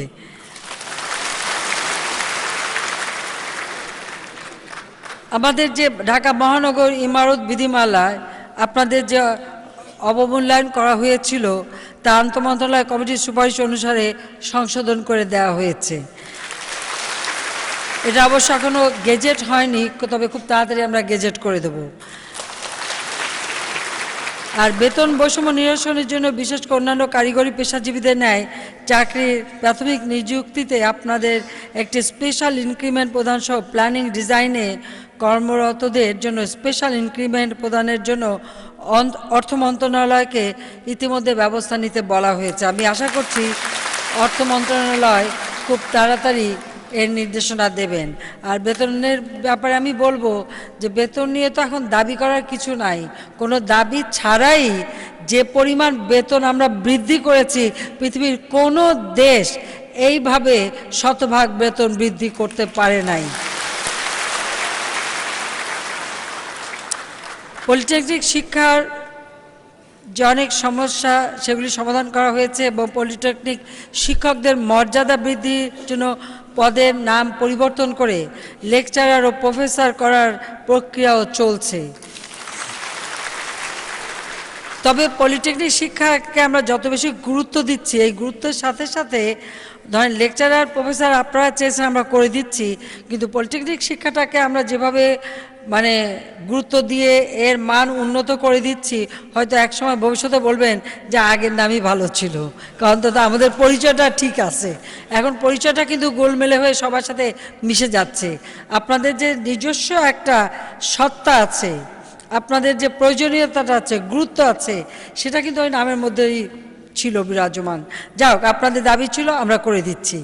এছাড়া বিভিন্ন সংস্থায় ও বিদ্যুৎ কোম্পানিতে ইঞ্জিনিয়ারিং টিম কনসেপ্ট অনুসরণ করে সকলের জন্য গ্রহণযোগ্য ও সংস্থার জন্য কল্যাণকর সমন্বিত অর্গানোগ্রামও প্রণয়ন করা হবে। আপনার দেশের ৮০ থেকে ৮৫% সরকারি সকল উন্নয়ন কার্যক্রম বাস্তবায়ন করেন। মূলত আমরা প্রকল্প পাশ করি, কিন্তু এটা বাস্তবায়ন করা মাঠ পর্যায়ে যে সেটা আপনারাই করে থাকেন। আপনাদের দক্ষতা, আন্তরিকতা এবং সততার উপর নির্ভর করে প্রকল্পের সফল বাস্তবায়ন হয়। প্রকল্প করবার সময় একটা অনুরোধ করব, সেটা হলো যে কোথায় কোন প্রকল্পটা সত্যিকারভাবে প্রয়োজন সেটাই করবেন, আর কতটুকু প্রয়োজন ওটা কিন্তু একটু মাথায় রাখবেন। প্রকল্প করার ক্ষেত্রে আমি গতকালকে আমাদের একনেক মিটিংয়ে একটা প্রশ্ন করেছিলাম যে আমরা যখন প্রকল্প নেই তখন আমরা কোন চিন্তাটা মাথায় রাখি, দেশের সার্বিক উন্নয়ন না প্রকল্প তৈরির মধ্য দিয়ে কিছু কমিশন খাওয়া বা কিছু অর্থ পাওয়া, কোনটা গুরুত্বপূর্ণ? আমি কেন বলছি তার একটা আমি ছোট্ট একটা দৃষ্টান্ত দিই। আমার এলাকা পাচুরিয়া খাল, তার পাশে একটা বাঁধ দেওয়া হচ্ছে এবং পর্যাপ্ত পরিমাণে স্লুইস গেট ইত্যাদি ইত্যাদি করা হচ্ছে। আমার এলাকা জোয়ার ভাটার এলাকা। একটা খাল ছোটোবেলা থেকে দেখেছি, যেখানে আমি নিজে আমরা ওখানে সাঁতার কেটে মাছ ধরে, কচুরি পাটা টেনে মাছ ধরে আমরা বড় হয়েছি। সবসময় জোয়ার ভাটা আসে, ভাটায় পানি কমে যায়, জোয়ারে পানি ভরে যায়। সেখানে গেট করার কোনো প্রয়োজনই নাই। আমার সেখানেও গেট করা লাগবে। আমি কেন করা লাগবে? বন্ধ করলাম ওটা। আর পাচুরিয়া খালের ওখানে যে বাঁধ দেওয়া হয়েছে 16 ফিট উঁচা বাঁধ, সেখানকার মাটি কাটা হয়েছে, কৃষকের জমি গেছে, কৃষকের চলাচল বন্ধ হয়ে গেছে। কারণ 16 ফিট মানে কি দোতলা বাড়ির সমান। কৃষক গরু বাছুর নিয়ে বিলে যেতে পারছে না বা ধান কেটে উঠতে পারছে না। অথচ এটা কিন্তু সাগর পারে না। যদি সাগরের দিকে হয়, যেখানে জলোচ্ছ্বাসের সম্ভাবনা আছে, সেখানে 16 ফিট প্রয়োজন আছে। এখানে 4 থেকে 5 ফিট হলেও যথেষ্ট, এর বেশি লাগে না। কারণ লবণ পানিটা বছরে একবার আসে, সেই জায়গাটা রক্ষা করা। কিন্তু সেই লবণ পানি বন্ধ হয় যখন আমার গড়াই নদীর নাব্যতা ঠিক থাকে। গড়াই নদীতে যখন সিল পড়ে তখন আমাদের এলাকায় লবণ পানি আসে, কিন্তু গড়াই নদীতে যখন পানি আসে তখন কিন্তু এখানে লবণাক্ততা আসে না। কিন্তু সেখানে এই এত উঁচু বাঁধের কোনো প্রয়োজনই ছিল না। এখন কেন করা হলো? আর ওই উঁচু বাঁধ করতে হলে তার নিচে গোড়াতে ব্যাসটা কতখানি করতে হয়, তাহলে আমার কত জমি নষ্ট হলো। আবার ওখানে মাটি নেওয়ার জন্য খাল আছে, খাল খনন করা হয়নি।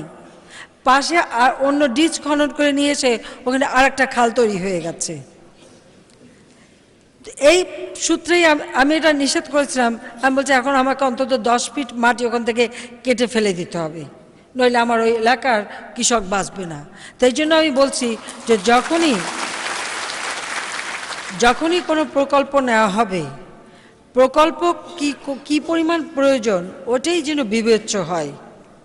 শুধু একটা কাজ করতেই হবে আর করলেই তো পয়সা, এটা যেন না হয়। আর হয়তো এই পয়সা নষ্ট করা এটার কোনো যৌক্তিকতা নাই। কারণ এত কাজ আমরা করছি, 5 গুণ বাজেট আমরা বৃদ্ধি করেছি। এমনকি উন্নয়ন বাজেট কি পরিমাণ বৃদ্ধি হচ্ছে। আপনাদের এখান থেকে আমি চলে যাব এখন আমাদের ন্যাশনাল ইকোনমিক কাউন্সিলের মিটিংয়ে, এনএসির মিটিংয়ে। আমাদের বাজেট এখন আজকে আমরা কোথায় কি বাজেট দেওয়া সেটা সম্পন্ন করব। এত বিশাল আকারে বাজেট অতীতে বাংলাদেশে হয়নি, যেটা আওয়ামী লীগ সরকার করতে পেরেছে, এবং উন্নয়ন বাজেট আমরা বৃদ্ধি করছি। কিন্তু আমরা চাই যে এই দেশটাকে উন্নত করতে, এর পাই পয়সা যেন সত্যিকার মানুষের কাজে লাগে, অকাজে অহেতুক অর্থ অপব্যবহার জন্য না হয়, সেটা আপনারা একটু দয়া করে দেখবেন, এটাই আমি চাই। আর যে কাজগুলি আমরা করছি সেটাও যেন খুব দ্রুত সম্পন্ন হয়। এই কারণে বলছি, বাংলাদেশের অভিজ্ঞতা জানেন, 96 থেকে 2001 পর্যন্ত কাজ করে গেলাম, চলমান প্রকল্প সব বন্ধ করে দেওয়া হলো, উন্নয়নগুলি থেমে গেল। 2008 নির্বাচনে জয়ী হয়ে 9 আসার পর এখন আমরা দেখুন কত দ্রুত উন্নতি করা যেতে পারে, আমরা করে যাচ্ছি। এবারেও 2014 নির্বাচনের পর ইতিমধ্যে আমাদের কিন্তু 2 বছর 5 মাস চলে গেছে, হাতে কিন্তু আছে আর 2 বছর মানে 7 মাস, মানে ওটা থাকে না, ইলেকশনের প্রস্তুতি নিতে তো আরও 3-4 মাস অনেক আগে থেকে ইলেকশন, বা ধরেন 6 মাস আগে থেকেই ইলেকশনের প্রস্তুতি। কাজে এই যে সময়টা আছে, আমি চাই যে প্রকল্পগুলি আমরা দিয়েছি অন্ততপক্ষে যেগুলি এই সময়ের মধ্যে করার কথা সেগুলির জন্য দ্রুত সম্পন্ন হয়। আপনাদের কাছে আমার এই বিশেষ অনুরোধ থাকলো যাতে ভবিষ্যতে কেউ যেন আর খেলা খেলতে না পারে, এটার জন্য আপনারা অবশ্যই দেখবেন।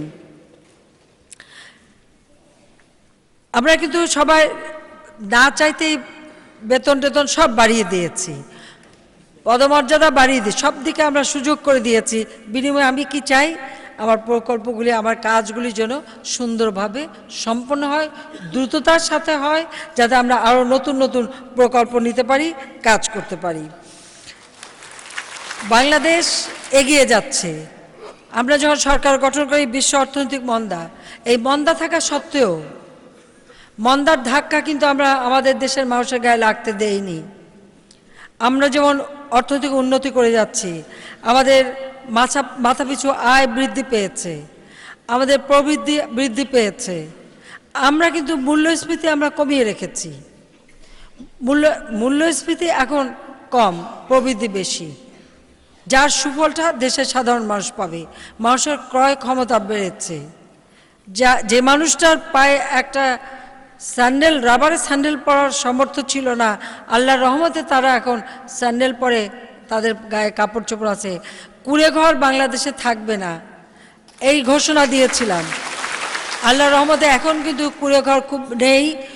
তারপরেও আমি হিসেব নিয়েছি যে কত মানুষ এখন, যার ভূমি নাই, ঘর নাই, বাড়ি নাই, কত মানুষ আছে। আমাদের একটা হিসেব এসেছে 2,80,000-এর মতো। প্রত্যেককে বিনা পয়সায় ঘর বাড়ি করে দেব, এটা এই প্রকল্প আমরা নিয়েছি। অর্থাৎ এই দেশ জাতির পিতা স্বাধীন করে দিয়ে গেছেন। এদেশের প্রতিটি মানুষ অন্তত 2 বেলা পেট ভরে খেতে পাবে। রোগের চিকিৎসার ব্যবস্থা আপনারা জানেন যে কমিউনিটি ক্লিনিক এবং ইউনিয়ন স্বাস্থ্যকেন্দ্র, সেখান থেকে 30 পদের ঔষধ বিনা পয়সায় আমরা দিই। চিকিৎসা সেবা মানুষের দোরগোড়ায় আমরা পৌঁছে দিয়েছি। প্রায় 16,000 ক্লিনিক থেকে তারা মানুষ স্বাস্থ্যসেবা পাচ্ছে, সে ব্যবস্থা আমরা করে দিয়েছি। বিশেষায়িত হাসপাতাল, মেডিকেল বিশ্ববিদ্যালয় করে দিচ্ছি, চিকিৎসা সেবা আমরা দিচ্ছি, শিক্ষার ব্যবস্থা আমরা করছি, বিনা পয়সায় বই দিচ্ছি, বৃত্তি দিচ্ছি। একেবারে উচ্চশিক্ষা কেন, পিএইচডি পর্যন্ত আমি বৃত্তি দেব, সেটার জন্য শিক্ষা সহায়তা ট্রাস্ট ফান্ড করে দিয়েছি। সেভাবে আমরা কাজ করে যাচ্ছি এবং রাস্তাঘাট, পুল, ব্রিজ আমরা করে যাচ্ছি। কিন্তু এই রাস্তাঘাট, পুল, ব্রিজ যা করা, আমি আবারও বলবো যে আমাদের ভৌগোলিক অবস্থানটা দেখে যতটুকু আমাদের প্রয়োজন আমরা ততটুকুই করব। রাস্তাটা করলেই তো হবে না, সেটা তো মেনটেনেন্সের খরচ আছে। তাই সেই খরচটা কোত্থেকে আসবে? কারণ যত কম খরচে আমরা বেশি মানুষের যাতায়াত করাতে পারি সেটা আমরা দেখব। রেল সম্পূর্ণ অবহেলিত ছিল, আজকে সেই রেল আলাদা মন্ত্রণালয় করে দিয়েছি এবং সারা বাংলাদেশে রেল নেটওয়ার্ক করে যাচ্ছি আমরা। আমাদের দক্ষিণ বাংলা সবথেকে অবহেলিত ছিল, আজকে সেই দক্ষিণ বাংলায় আমরা গভীর সমুদ্র বন্দর করতে যাচ্ছি। সেখানে রাস্তাঘাট থেকে শুরু করে এবং নদী খনন করে, নদী ড্রেজিং করে, নাব্যতা বাড়িয়ে আমাদের ব্যবসা বাণিজ্য এবং সব যোগাযোগ যাতে উন্নত হয়। অর্থাৎ সড়কপথ, নৌপথ এবং রেলপথ, সেই সাথে সাথে আকাশপথ। আপনারা জানেন বিমানের অবস্থা কী ছিল, ঝরঝরে ভাঙা DC-10, এখন অন্তত আমাদের নতুন 6খানা প্লেন আছে, আরও আসছে। কাজে সেখানে আমরা বিমানকেও অন্তত সব দিক থেকে আমরা একটা উন্নত বাংলাদেশ গড়ে তোলার পদক্ষেপ নিয়েছি। বিশ্ব অর্থনৈতিক মন্দা থাকা সত্ত্বেও 7 ভাগের উপর প্রবৃদ্ধি অর্জন করা এটা এত সহজ কাজ না। তবে এর অংশীদার আপনারাও, কারণ যে সমস্ত প্রকল্প করেছি আপনারা কাজ করেছেন, যার জন্য এটা সম্ভব হয়েছে। এখন আমি চাই আর একটু দ্রুততার সাথে কাজ করতে, যে দেশটাকে আমরা এগিয়ে নিয়ে যেতে চাই। 2021 সালের মধ্যে বাংলাদেশকে মধ্যম আয়ের দেশে উন্নীত করব, যাতে এই দেশ স্বাধীন সার্বভৌম দেশ। আমার বাংলাদেশ বিশ্বে একটা উন্নত দেশ হবে। বাংলাদেশের মানুষ দরিদ্র থাকবে না। 5 কোটি মানুষ নিম্নবিত্ত থেকে মধ্যবিত্তে উঠে এসেছে। কাজে বাংলাদেশের প্রতিটি মানুষ তার ন্যূনতম যে চাহিদা সেটা মিটিয়ে তাদের একটা উন্নত জীবন দেওয়া, যেটা জাতির পিতার স্বপ্ন। কাজেই সেই স্বপ্ন পূরণ করা এটাই আমার লক্ষ্য, এর বাইরে আর কোনো চাওয়া পাওয়া নেই। শুধু একটা জিনিসই চাই, যে বাংলাদেশের মানুষগুলি সুন্দরভাবে বাঁচবে, উন্নত জীবন পাবে, যেটা জাতির পিতা চেয়েছিলেন। তাই আসুন আমরা সকলে মিলে বাংলাদেশকে আমরা ক্ষুধামুক্ত, দারিদ্র্যমুক্ত সোনার বাংলা হিসেবে গড়ে তুলি। এবং বাঙালি পারবে। মহান মুক্তিযুদ্ধ করে আমরা বিজয় অর্জন করেছি। আমরা বিজয়ী জাতি, বিশ্বে মাথা উঁচু করে আমরা চলবো, মাথা নিচু করে না। আপনারা জানেন যে পদ্মা সেতু নিয়ে আমাদের কত বড় চক্রান্তে পড়তে হয়েছিল।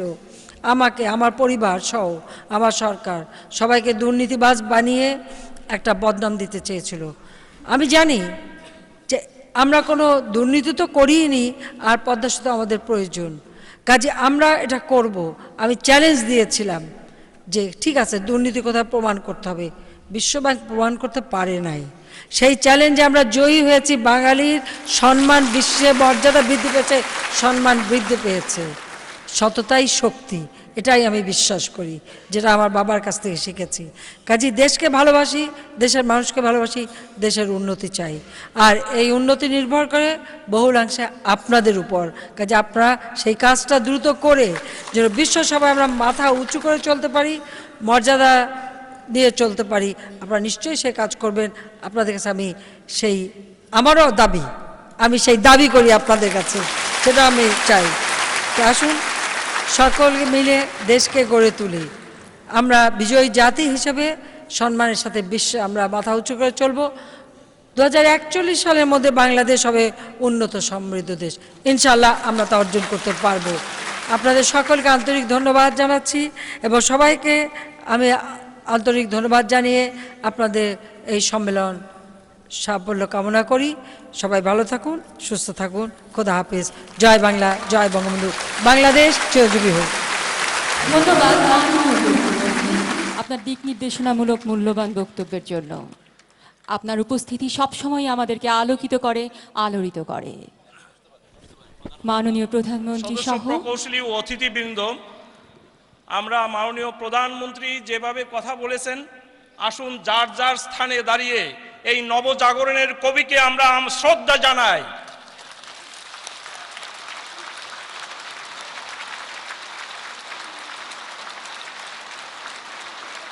মাননীয় প্রধানমন্ত্রী, এই শ্রদ্ধা মাননীয় প্রধান অতিথি, মাননীয় প্রধানমন্ত্রী, আমরা আপনার সঙ্গে ছিলাম, আসি, আগামীতে থাকবো ইনশাল্লাহ। এই কথা বলে এই অধিবেশনের সমাপ্তি ঘোষণা করি। জয় বাংলা।